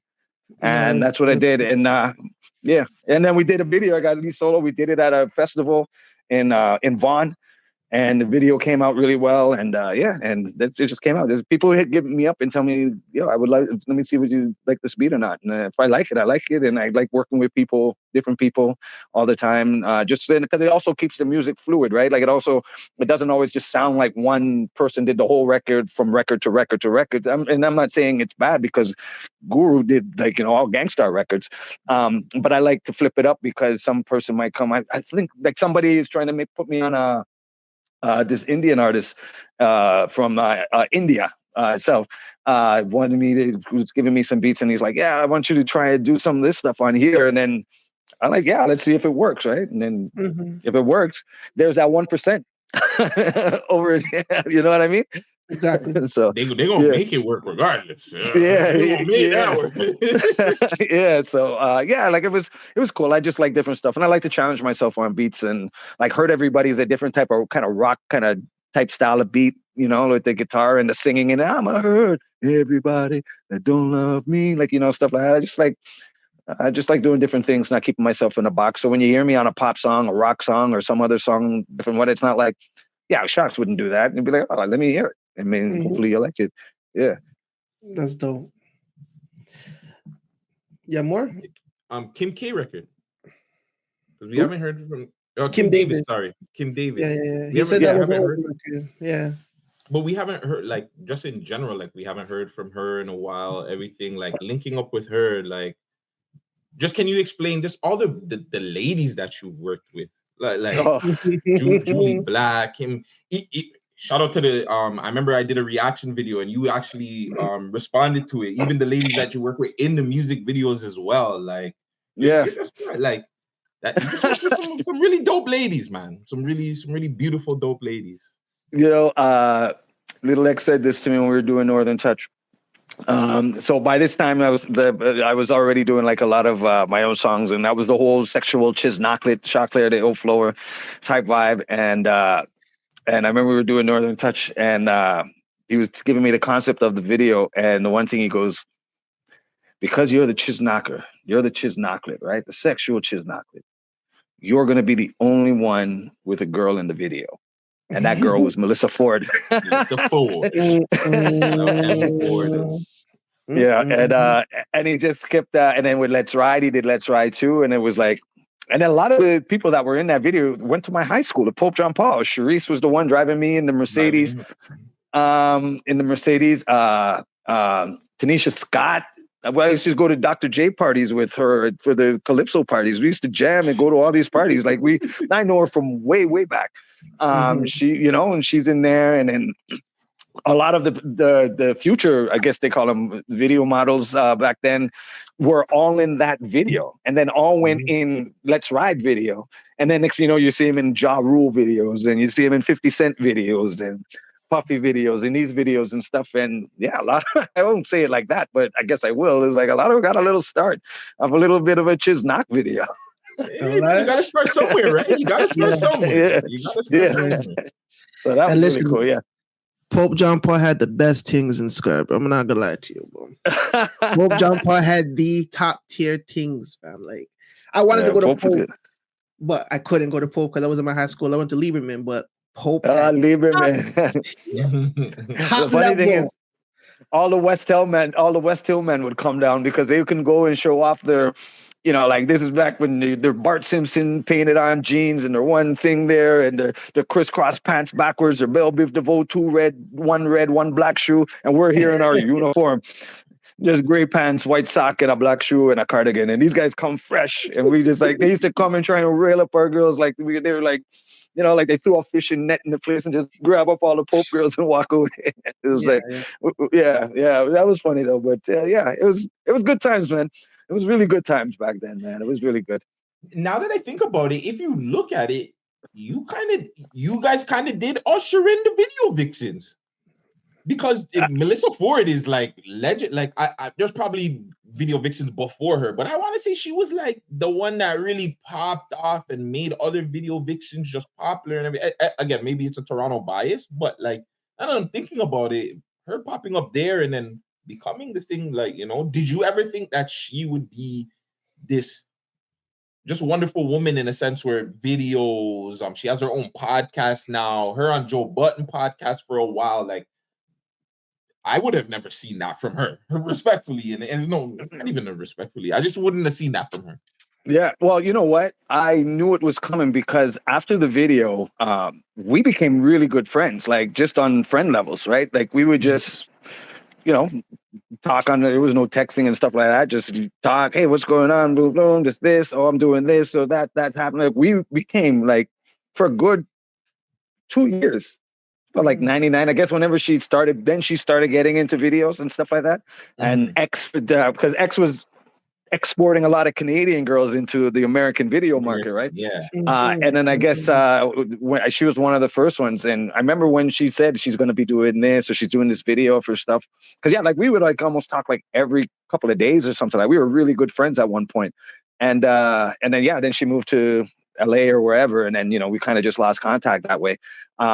But I did just because she would tell me what was coming up and what she was doing, and she's doing this video and she's doing that video and stuff like that, and yeah. So I only knew just because I was on the inside. That's what's up. Yeah. Shout out to Melissa, man. Shout out to Melissa. Another artist from the city that you had the opportunity to work with, rest in peace, was Bishop Brigante. And I had the opportunity to sit and talk to him, man. He's so, oh my God, he's such a good spirit, good, dope person. We talked about music, we talked about Section 6. But what is one of your favorite moments with Bishop? Oh, there's way too many. There's way too many. One of the things was he was great at getting, like, as far as like your performance on records, even on stage, you know, getting like the best out of you, because when like he would have said all the time, he'd be like, yeah, I don't know how true to it was, but his story was always like, I never left Scarborough until I started going on the road with Shocks. And I was like, you never passed Victoria Park. Like, come on, man. But maybe he never really left Toronto, right, or something, or been out of province. But whatever, that was what he used to always say. And we would go up on the stage and do the show. And he had at that point, he wasn't really having songs yet, right? Like this is like really in the early outs. You know, he was just the freestyler. And the bit that we would do in the set, like he didn't have any music at the time. He would just do the thing of like somebody hold something up and I'll freestyle about it and stuff like that. And you know, like 3 people will hold up like a shoe, a pen, a ball, or something like that. And that was his segment in my show. And just like the whole energy and being in pocket and knowing, you know, when to come in, when not, like catching the play. Okay, yeah, this is a long-winded verse part of Shocks. I'm going to jump in on this line, give him a moment to catch his breath, and then he'll jump back into where it just became routine. Like, you know, like I didn't even have to think. Like I knew that he knew where I was on certain lines and stuff like that. And then just even on the everyday, like just talking to him, you know, like he was good to talk to. He was very, you know, when we would talk, and if there was something that he was concerned about like this song or this show or whatever happened that show before, like if the sound went out or something like that, a light, whatever could have happened, like we would always have like very, you know, very straightforward conversations, and we talk, and then at the end of all the conversation, be like, man, much love, brother. Like, you're my brother, you know what I mean? And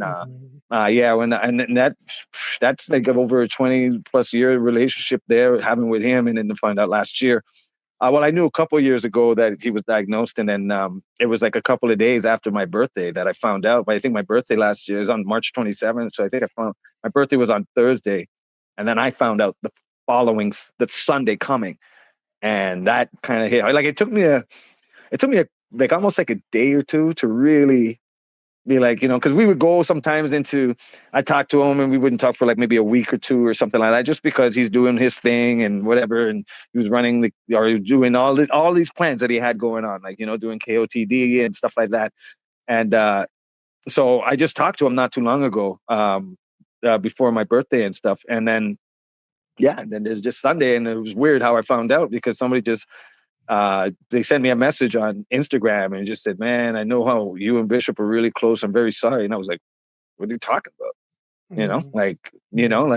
And then that was kind of the thing. And then the crazy part too was just, like everybody, they all they knew me and Bishop worked a lot together and really close. And at that point, it was like everybody wanted to get like a comment or a statement. And then I just kind of shut down for like a couple of days. And then over those days, it kind of really hit, and then the funeral was crazy and everything like that.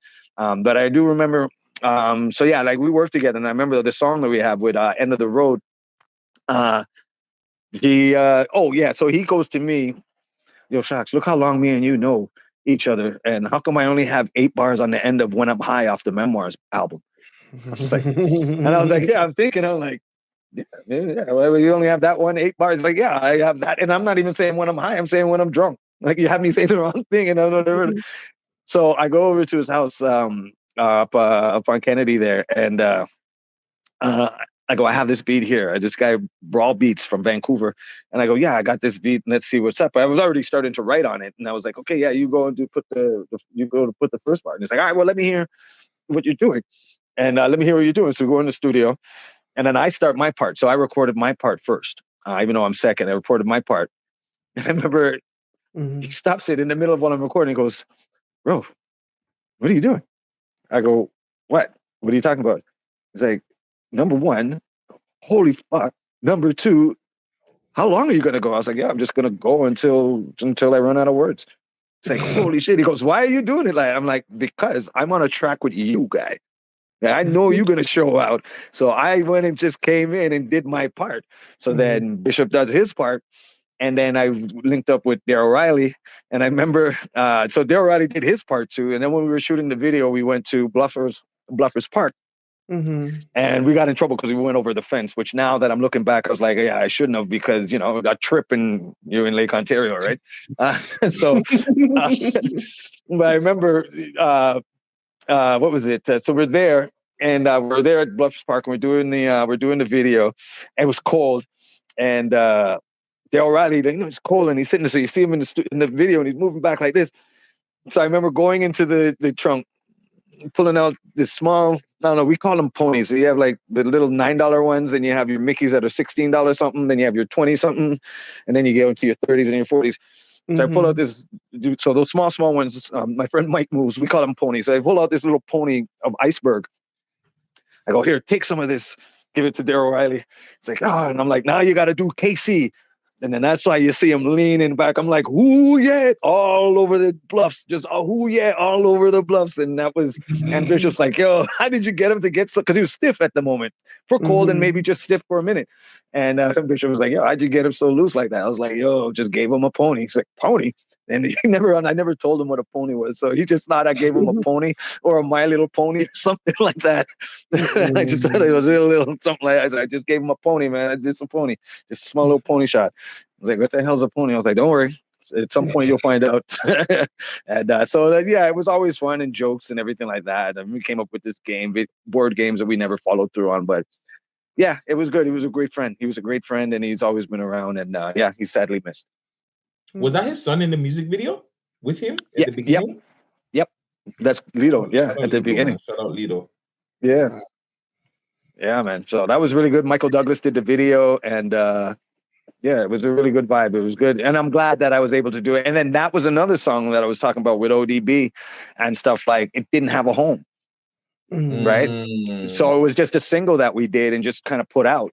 And so like, I'm glad like that has a home too. And it's on a record that a lot of people are giving great responses to. So I'm glad that has a home now too. So it's very good to know that these records that I did, and especially like with Bishop, that's my last record I ever did with him. That's my very last record we recorded together and did, and we shot the video too. So my last musical experience with Bishop, with the exception of hearing him rap in his CDs that he would put out here and there and listening to him. Our last working engagement like that is capsulated in that video right there. And it's a pleasure, and I cherish it a lot. It's wonderful, man. R.I.P. Wonderful. the legend, man. R.I.P. Really quick before we get out of here, I have one last question, and we've been praising you for the whole interview. We're always gonna praise you. Facts. But over the years, as I've been being raised in Toronto, I've been with the Man Dem, the street guys a lot, right?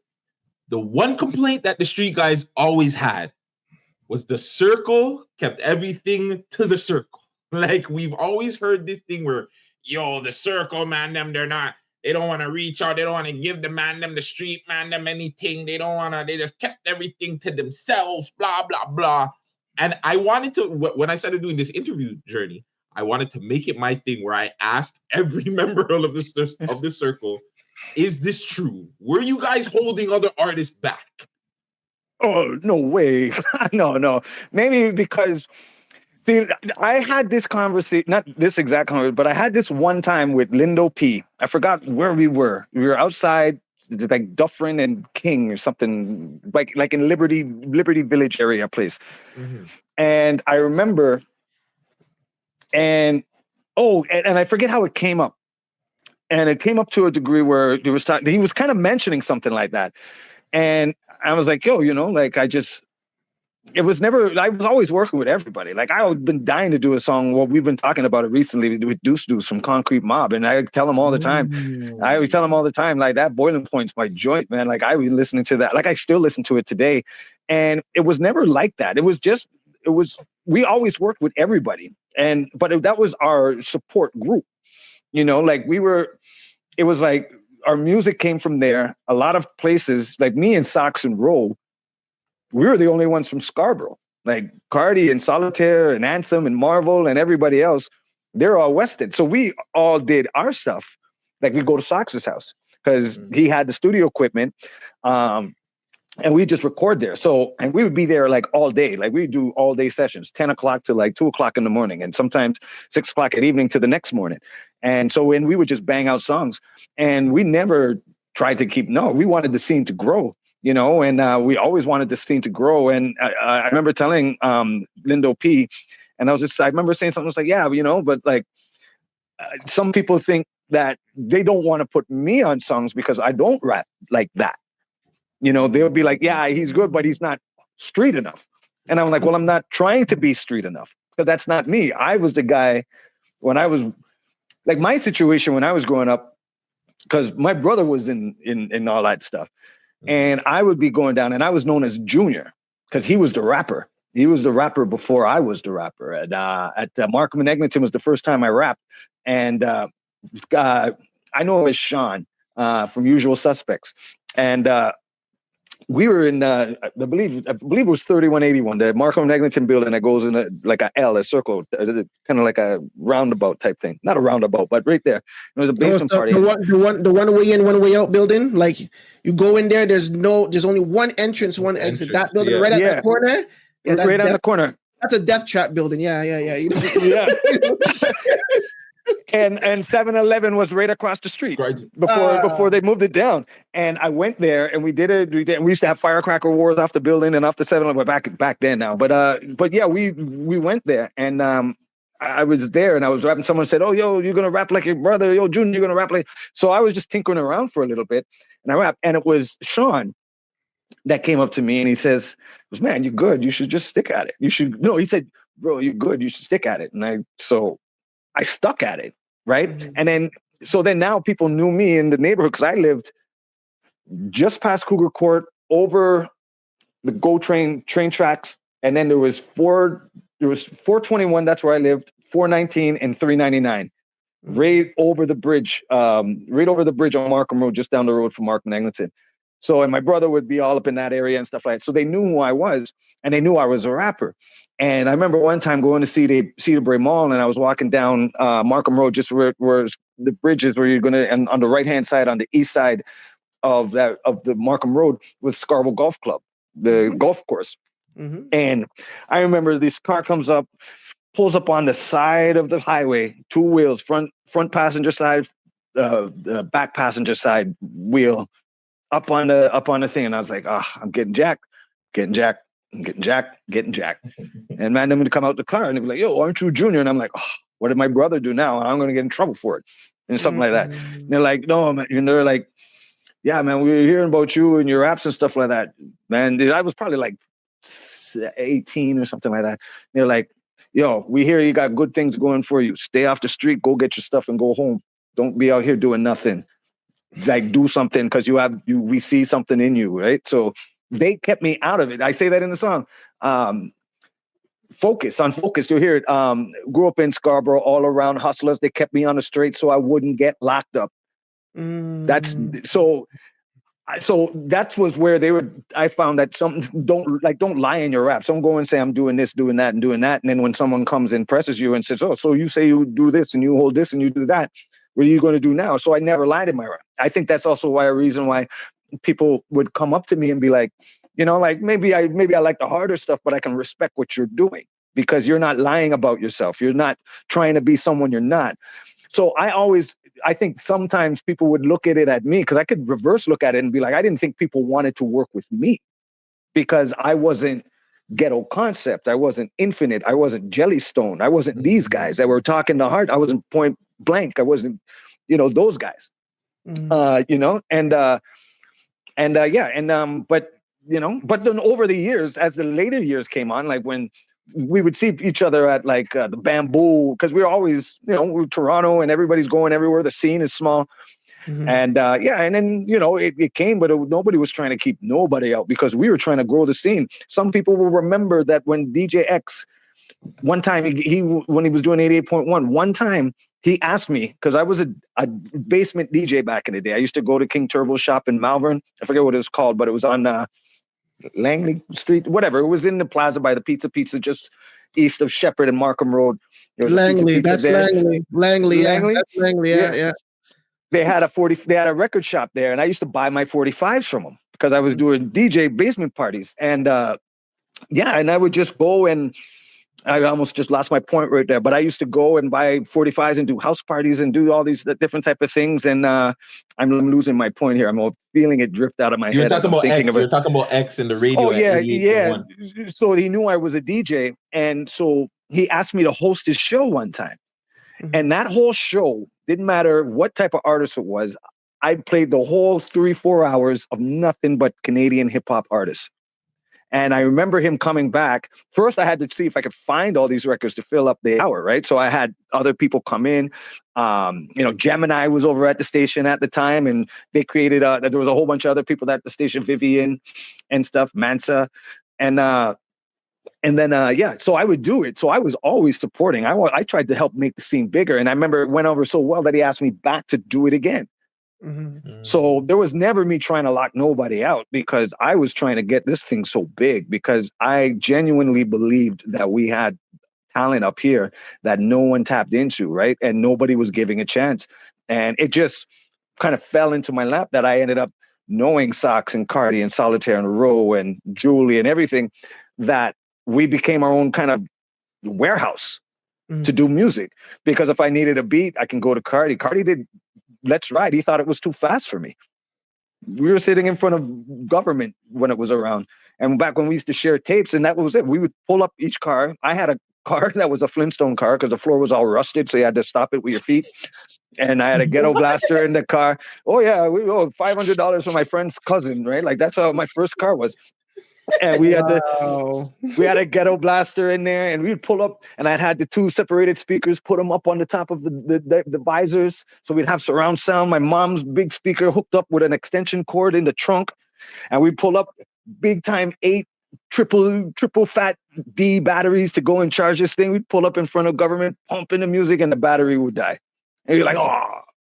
So we pull into the parking lot, and then we go, and then we park our cars together. We put the beat in. They would switch tapes, Solitaire, Row, and Sox and Cardi. Those were the producers at the time. And they would switch. And so Cardi gets this beat, and the Sox is into my car, and Sox is sitting with me. And I liked it. I said, yo, this beat's dope, man. This is really cool.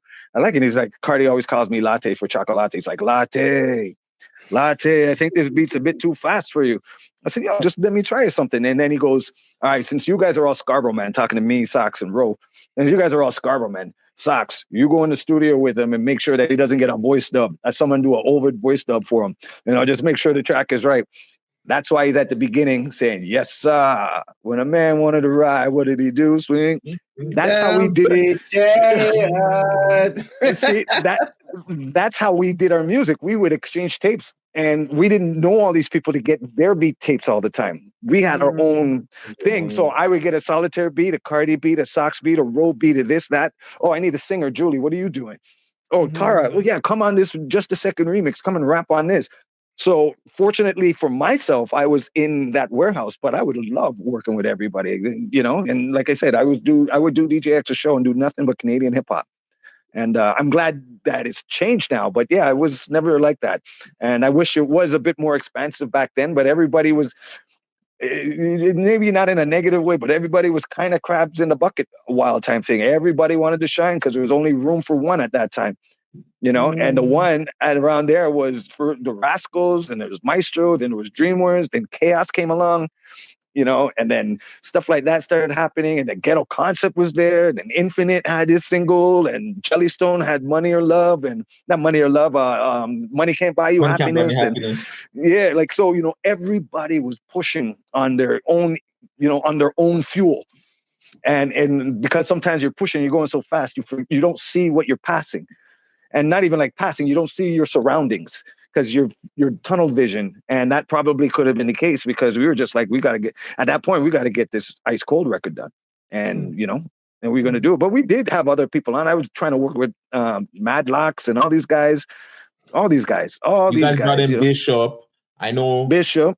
I know Black Jays is not really you weren't a part of Black Jays, no, behind the scenes. So, but I know Black Jays tried a thing with Mayhem that didn't work out. But like, I want to say it probably was not even a miscommunication thing. I want to say the hood guys used that as an excuse.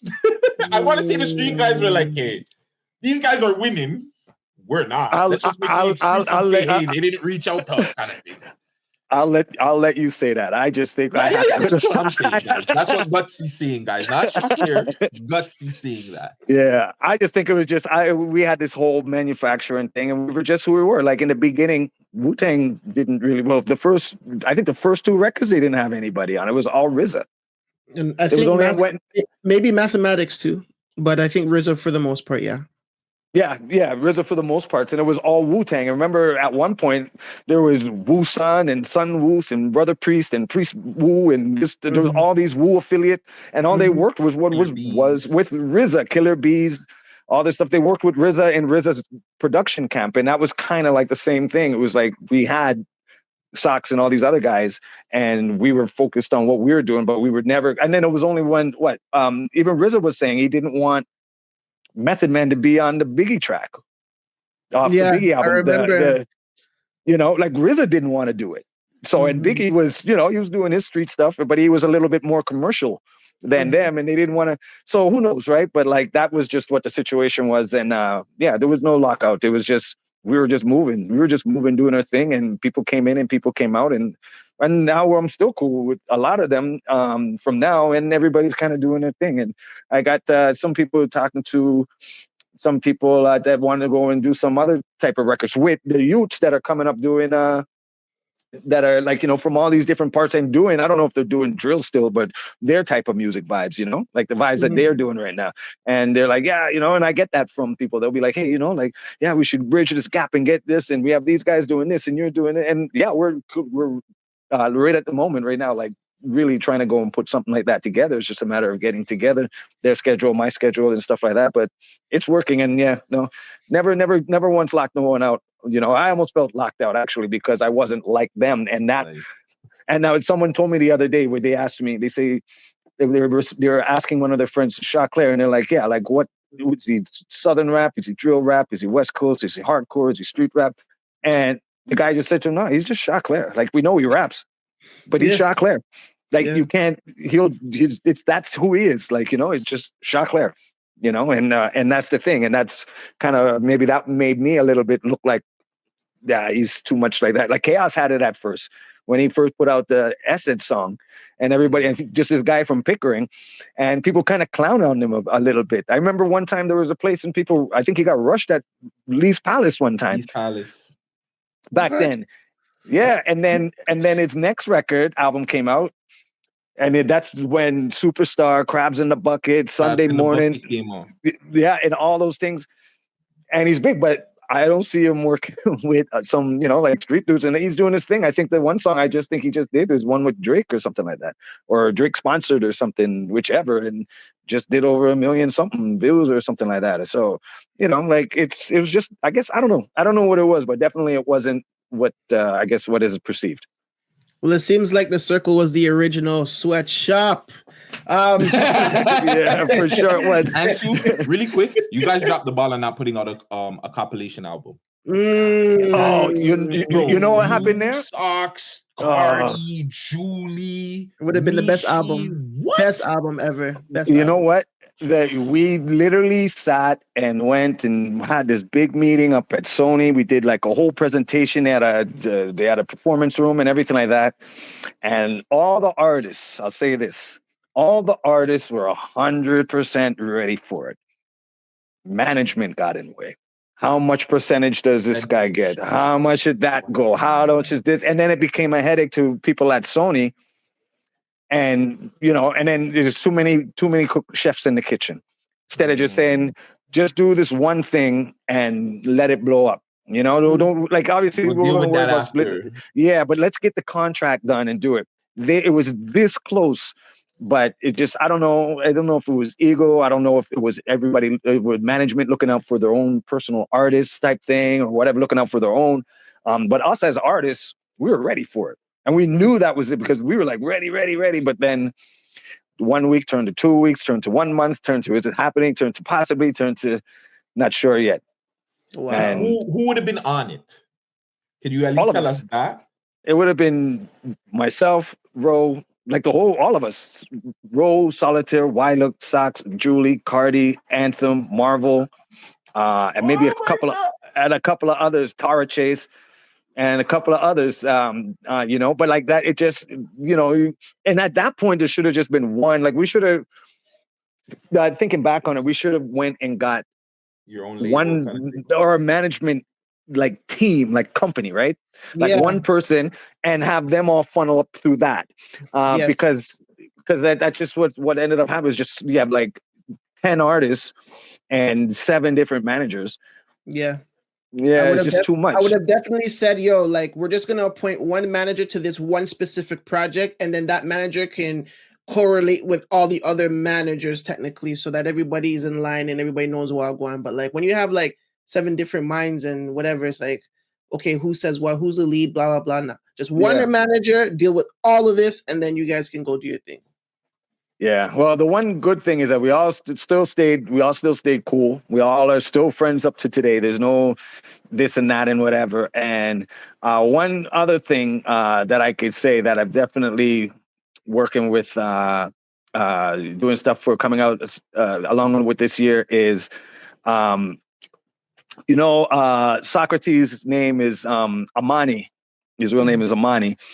And my real name is Kareem. And what's it? The city is the main code for the city is 416, and this year AK 416 is coming out. Ooh. And that's as much as I could say. Yeah. And if you guys need a place to perform any singles when you guys are ready to come with the rollout, the GTV network, the Man Dem Show, you guys are more than welcome to come through. Hey, we don't even have to be there. We can put you, Socrates, whoever you guys want in front of the camera. We can be behind the scenes. Y'all can do your thing. Exactly. It's we'll definitely, and that is I can't really say too much. Socks, I'm a bit more unassuming than Socks, because Socks goes to me, he's like, all right, if you're gonna do it, just say AK 416 and walk away. So I didn't want to be rude like that, so I just said AK 416, and that's all I could say. But I am extremely excited, and we're already like 4 or 5, and the guests, And it's this AK416. Just watch for it. You know Yeah, what? the first single,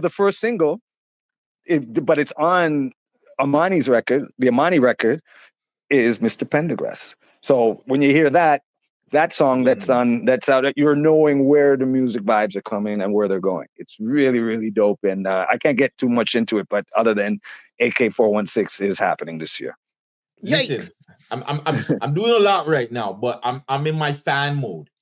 Even if possible, we can travel. I don't know where this is being recorded, but even if certain people can just sneak in for a listening session, I don't know if other people are doing behind the scenes for a listening session or anything. I just want to put it out in the air. If you need anybody to record a behind the scenes or some content behind the scenes for this project too, just saying. Hey man, we got the link, so I can let you know. I was just there on Saturday, so I don't know. Go back down next time or something. We'll let y'all know. Hey man, that's dope. I got one last segment, and then I'm done. And then I got one last segment and one last thing to say. So this is 10 rapid fire questions. I like to do rapid fire questions because they're so insightful. So there's 10 questions, one answer. And that's all I need from you, brother. One word or one answer? It's one word. I don't know. We'll think about one word answers. One word. Oh, that might be tough. Okay, I'll try and do it, but it might be tough. All right. Sometimes things need a little explanation. All right. No, you're right. Well, let's do this. Which video shoot was more fun, Northern Touch or Let's Ride? Let's Ride. Let's Ride, just because it was my record. But they were both great. But it was Let's Ride. All right. Both by the same director too. Lil X did both of them. Lil X. A lot. Pen and pad or notes in the phone? Probably for right now. Probably notes in the phone right now. Okay. Right now, yeah, it's easier. Best spot to get food in Scarborough back in the day. Oh, I was gonna ask you that too. Good question. Oh man, for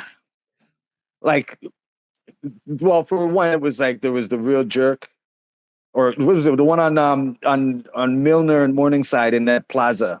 Was it Real Jerk or the Jerk store or something? I don't know. There was one. There's and great. The double. They had, it was a 2-story kind of outside mall type thing. Yes. You know what it is? We went there, the Jerk spot at Morningside, where we always go eat, and we get patties sometime. But we get to the Jerk spot. And Mr. Jerk, and then there's two, because that's depending on what I was feeling. It was Mr. Jerk. I'd go down there, or at Morningside and Ellesmere, there was John Anderson's hamburger shop, and you get the banquet burger with 3 patties in it, and the bacon and everything, and they're like a real mama's burger. And then Johnny's, there was. Yeah, but Jerk for sure, because that was more food like rice and salad and everything. But if I just wanted a nice greasy burger, like a hungover burger, John Anderson's or one of them places, I wonder if that's still around. It's possibly still around. John Anderson could be. Burger. Yeah, it looks like it's still around. Yeah, Markham and Ellesmere, I believe it was. Right, and behind that was Conrad's. I used to get my hair cut there. Conrad's, yeah. Shout out to Conrad's. Okay. Which 90s trend needs to come back? Averex jackets or heavy chains? I'm not really a chain guy, so I'd say the jackets. Like, I like my chains, but I'm not really flashy like that. Like, I did just the jackets, but I don't know if they should come back, like if a man my size should come back with a 6X, like maybe I get a little bit smaller. I come with that 6X jacket looking like Jules Santana and Neymar or whatever old boy video. But I used to remember my pants. My pants used to be like a 47, man. Oh, can I share one quick thing before you finish? Because I will forget. Just by your question. Just as you're talking about Averex jackets and I'm talking about oversized pants, there's a story here. When I had my own shoe, the Shock Classic Mustangs on Reebok. Yeah, before G Unit, before the S-Dots, Reebok, I had Shock Classic Mustang Reeboks. I did it with Reebok. Then the 1 year before, I did it 1 year by myself. The next year, we had the female shoe with Julie Black, and I was co-endorsed by Junkyard Dog Jerome Williams. So that's when I had all my cutouts in Athlete's World, life size. And I'm wearing my oversized pants, and because it was Reebok, Allen Iverson was releasing his new AI shoe. And so Reebok and Virgin flew me down to New York for the launch of the Reebok. And so I'm going down there, and there's going to be like, that's the time when Fat Joe had the song with R. Kelly. We dug and bone and we're just playing that. Oh my God! Wow! So we go down, and we know we're going to. So everybody, they got their 56 size jeans on, and the oversized Averil jackets, and the Fat Farm FUBU, whatever's going on. And of all things, I forget a belt. And everything's closed, it's late. So the biggest story of this is I'm like, how am I going to get into this place? Because pants is like 20 inches too big for me.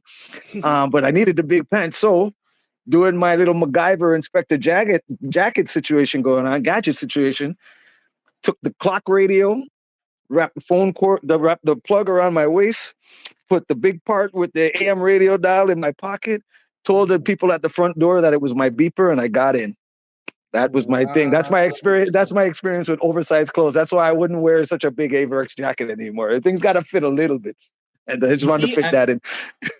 Really quick, and to the YNs that are watching this is the first rapper with a shoe deal. Not just like you said, not J, not G Unit. No, Choclair, not your boy, respectfully. Choclair. Yeah. It was called Shot Classic Mustangs. We were in every Athlete's World. Plus, I had before cell phones and all this other stuff. And I had the first Bell phone card, long distance card. You put it in the Bell machine and get your, buy it $30 on the card, or we were giving them away anyways. But $30 on the card, make your long distance card. A Shock Bell. I still have mine. I still have my shoes too. Wow. Okay, so really quick too on that with the card, it still works. Like we can still go call. No, it doesn't. No, I don't know. I doubt it though, because they don't even have the phone booths back where you had to slide. You slide your you had to slide the card in there. Like you could buy the card from like Radio Shack or something and buy a $10 card. So it's kind of like using Presto. You put your money on the card and tap when you get in and on the bus. It was like that. You just instead of dropping a quarter, you slide your Bell phone card in. But that one had Choclair ice cold cover on it. So those couple of things right there. That's crazy. I'm a size 12 Reebok. I don't know how much, but I'm here. Like I gotta get some of those. I'll see if they still find them, and somebody must be selling them on eBay. I just have I might just have my last 4 in the different colors: blue, red, black, and the high cut one, which was JYD's. And they're at my mom's house because she never let me keep anything. She's afraid I'm gonna lose them. So she's like, give me your Cristal bottle, all your awards, your gold records, and your shoes, and they'll stay here. They'll be safe. So there they are. Shout out to Mom Dukes, man. Yeah. Which one of your songs do you think is the most slept on?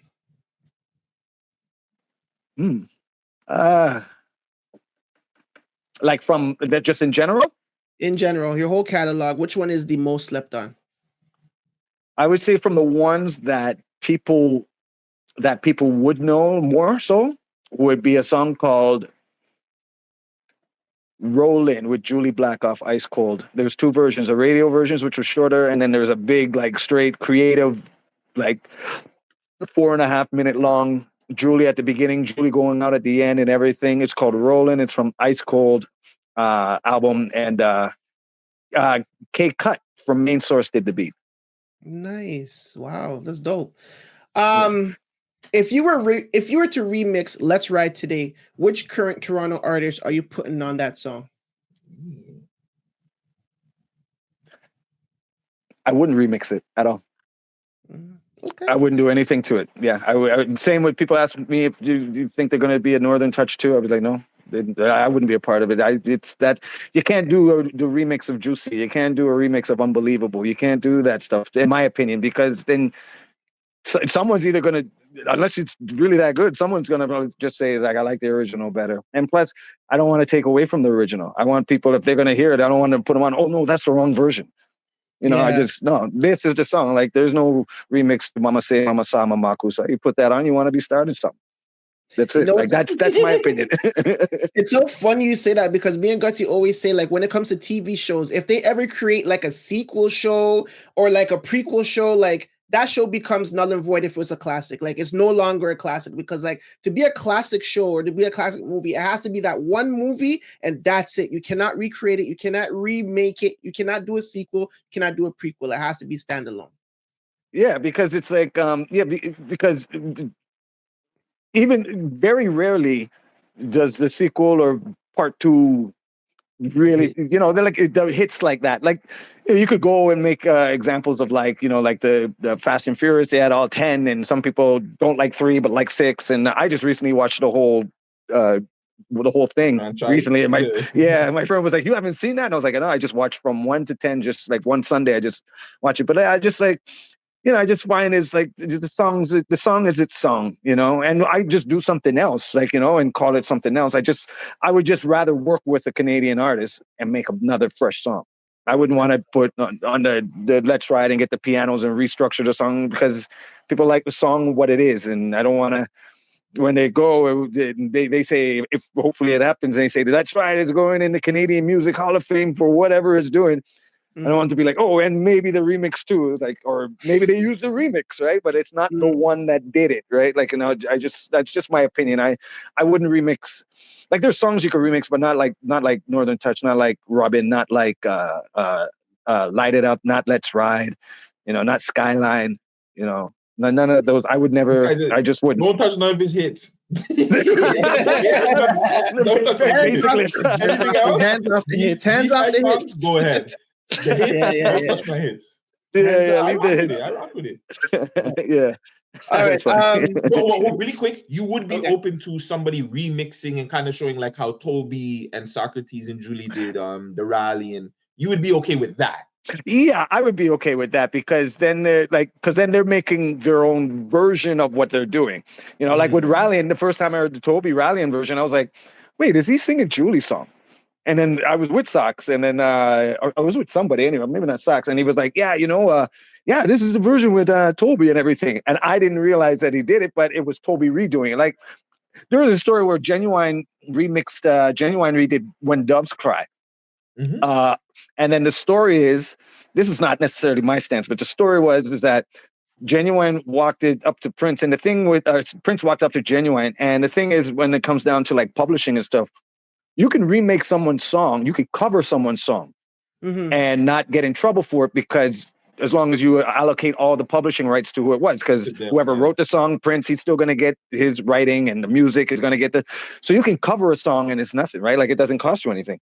But Prince came out, so Prince couldn't say no if he wanted. Well, I guess he could have, and you had to respect. You could have said, okay, I won't do it. But Prince went up to Genuine and told him straight, don't ever do that again. That's it. That's why there was, I don't think, was there a video for it? But I remember that story. There was. And Prince, Genuine told that story in one magazine. He told me, Prince came up to him, and, we're just talking about how Prince and how much swag he had. He just told us, like, don't ever do that again. And then when it makes a sound in my ear is when Dave Chappelle is making fun of Prince, and when he said, let's have pancakes, the way he's talking, like Prince, it was so dope at Ball. Yeah. Yeah. Ever again. Yeah, don't ever do that again. So I don't have a problem with people doing it, but I wouldn't do it. I wouldn't I wouldn't redo it and say Let's Ride Part 2. No. All right, cool. A packed club show or a massive festival stage? Which one would you prefer? Oh man, I probably packed club show. All right. And I think you already answered this. Who's the GOAT? Biggie or Tupac? Biggie on my side. All right. One word to describe the current state of Toronto hip hop at the moment. Just one word.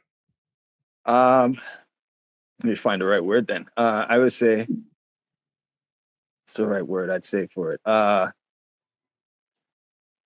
guess like exhilarating. It's good to see. I'm happy because I look back of this, how hard it was for us in the 90s to do it, and how, like I mentioned, there was only like a handful of us that the majority of people would know, the masses would know. to where, and then even in your own city where some people wouldn't even back you just because, you know, you were Canadian or Toronto, and, you know, somebody over there could do it too, to where now it's like there's people who follow people like, look, it's Weeknd. You know, I think he's the only real, other than like a Jay-Z and Beyonce, like a hip hop type person, R&B person to sell out the Sky Dome like that. You know, like, and he's the Scarborough man, right? Like, so that never happened before. Maybe he'd get the Air Canada Center or do history or something like that, you know, the government or Sound Academy or Rebel, whatever it's called now. You know, this is selling out 2 nights in Skydome, you know, so it's good to see. And Drake being probably the #1 artist, period, in the world, definitely in hip hop, you know, like this all came from the bricks that people put down before me, then during my era, and everything to lead for those things, situations to happen. And it was so hard, and it's great to see, because now there's opportunity. Now people can use this opportunity to get themselves out of whatever. Like, these people will say hip hop saved my life. For some people, it's very true. And now there's these now there's opportunities to do it. So it's exhilarating. I'm can't wait to see where it's going, but I'm happy that people are getting this opportunity to go and put their music out. They don't see it as like it's never going to happen. It's just as hard as you're going to work and make it happen, build your thing, build your fan base, build your brand and everything. And so it's just great to see, and I'm happy for it. I'm happy for all the success that every artist coming, well, just artists in general, because hip hop, remember, hip hop was a fad, right? It wasn't supposed to last. Now it's the #1 genre in the world, right? So just in hip hop in general, but definitely from Canada, because it was hard. It was hard to get known, you know, and to just get even people to see it. So I'm very happy where I'm seeing where it's going, and I look forward to even more of it. And I also look forward, as you mentioned, is doing people doing songs with, you know, like Rascals and like Pressa or something like that, you know. And like I said,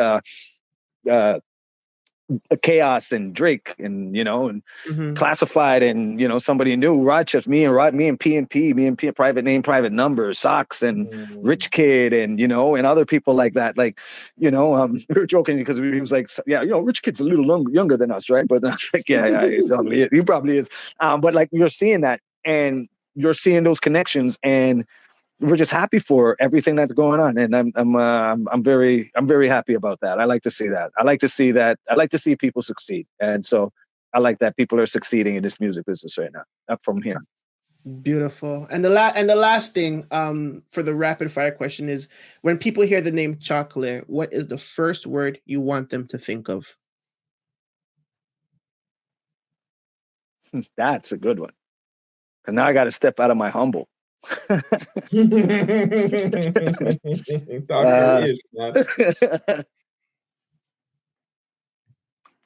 think you guys mentioned it earlier. I just say, I'm going to hyphenate the word. Iconic legend, or legendary iconic. Like that's what I think is yeah. Like I don't. Yeah, let me just leave it there, because I think it would just be like legendary, iconic. Just because, yeah, like there's some of the things that I was first to do, you know, and like I was sharing with that story about people saying, you know, you're going to tank the whole Canadian hip hop if you don't do well. Lo and behold, David went and threw that stone at Goliath, and then that whole thing fell down. And Choclair is still standing. So and look, you're the reason for it. You're the reason we have Drake. You're the reason we have Nav. Yeah. Even the Pressas, the Doovies, the Dales. This guy is a legendary. This guy over here, a legendary engineer when it comes to this new era. No. I know it's not about you, but I'm just saying, Choclair is the reason why we got Dale too. So you know what I'm saying? No, I rapped on one of your beats still. I rapped on which one was it? The one with you, and I think who was on the Socrates was on it too, like, but he was doing like the background. Oh man, I wish I remembered the fucking song, you know. Do you remember which record, which album or whatever? It was a B-side. I'm pretty sure it was a B-side, bro. Like, holy, B-side guys. We love the B-side. Oh man, I'm trying to. Oh wait, could it be Mach 4? No. No, It was. It was like a record I heard on like, remember AM 59? No, not 5. Like back in the day, we had that AM. No, like there was an AM show before Flow that used to play all Toronto music, and it was like AM 5:30 or something, bro. And I think I remember because I used to play that at the daycare because it was AM. I had to turn it down because some parents didn't like rap then. But I didn't think it was something for Just a Second or something like that. But if it was that would have been like late 90s though, right? Like the song when it came out? It was in the 90s. It was in the 90s. I wish I remembered what it was. But it's okay. Find it and send it to him. Yeah. Honestly, Ice Cold came out November 2nd, 1999. It's coming up to November 2nd, 2026. In the next 11 months, 25 years, Ice Cold dropped.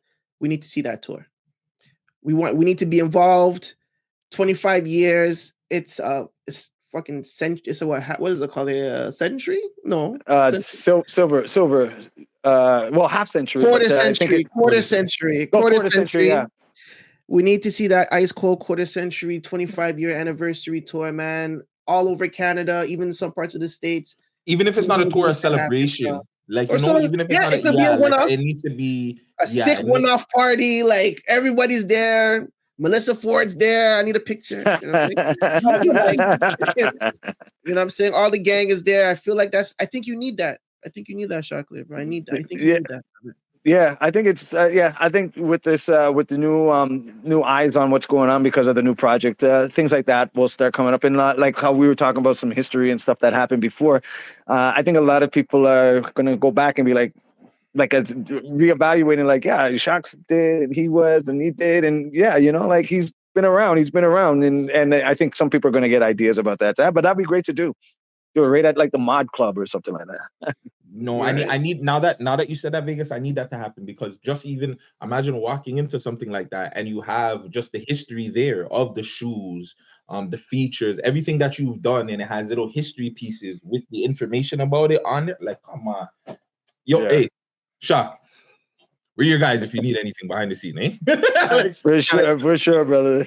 For sure. I appreciate that. And it was Flagrant. I rapped on Flagrant. Flagrant's one of my favorite records ever. Oh, yeah. That's not a B-side record. I just remembered. That's not a B-side. It's not a B-side, yeah. No, that was Flagrant, a full... Yeah, Flagrant, it was just the regular swear up and down version, then the clean version, and then the instrumental. So yeah, that was that one. Hold on, do you have it, Vegas? You want to run it? No, I don't. It's in my files, deep in my files. Oh, deep. Don't worry. Next pod, we'll run it on the pod. Yeah. I'll make sure. All right. We'll do that for sure. Yeah, for sure. I think I know the bars, but yeah. Don't know. No, go ahead. Let's close. No, I just again thank you, Choclair, for just giving us a time, this history lesson. Yeah. Thank you for your hard work over the years, just of everything that you've done for Toronto. Like that's our journey. We feel like is to put on the city. We don't really care about like the accolades and the rewards and the trophies. We honestly want to show the world what this city and what this country has, and you're one of them. You're a Toronto legend. You're a Toronto pioneer. Not even Toronto. You're a music pioneer, a music legend, and just a great human being in general. And I think we're missing people like that in the world, right? So just thank you for everything and your contributions for over the years. Like again, we say this in seriousness. If you ever do need anything, filming, whatever, audio wise, if we can help, please reach out. And Transit Music out right now on all DSPs everywhere. You know what I'm saying? Everywhere. You guys go link that up. Go hit it up. Go like, subscribe, share it, do all that stuff for Choclair, man. And yeah, man, I'm just blessed. I'm truly blessed that we have another interview with you on our platform. Yeah, man, I'm happy. It's made my day. Yeah, man. I appreciate it, man. Thank you so much. And thanks for letting me share. And I appreciate the questions and everything, man. It was great talking with y'all. Wow, 2 hours, boy. I didn't even realize it was 2 hours. I didn't even realize it. We might be here for 4 hours. I promise you. We got so much. We went in, and we were going in like, yeah, we're gonna try and make it an hour. He probably has things to do. It happens, man. Great convo. I know. Great convo, man. Yeah, we'll stay connected for sure, man. And as these things come together, yeah, come and see the behind the scenes for sure. For sure, man. Shout out to Thank you, Deborah man. once again. I know that's your manager. Shout out to Deborah for locking this in. And I'm saying special help. And shout out to everybody that's doing their thing in the city, man. Iconic legend, legendary icon, Choclair, man. Give it up to him, brother. Thank you so much for popping by. All right, y'all. Thank you so much, man. I'll talk to you guys real soon. All right, All right, brother. y'all know, Peace, fam. man. Peace out.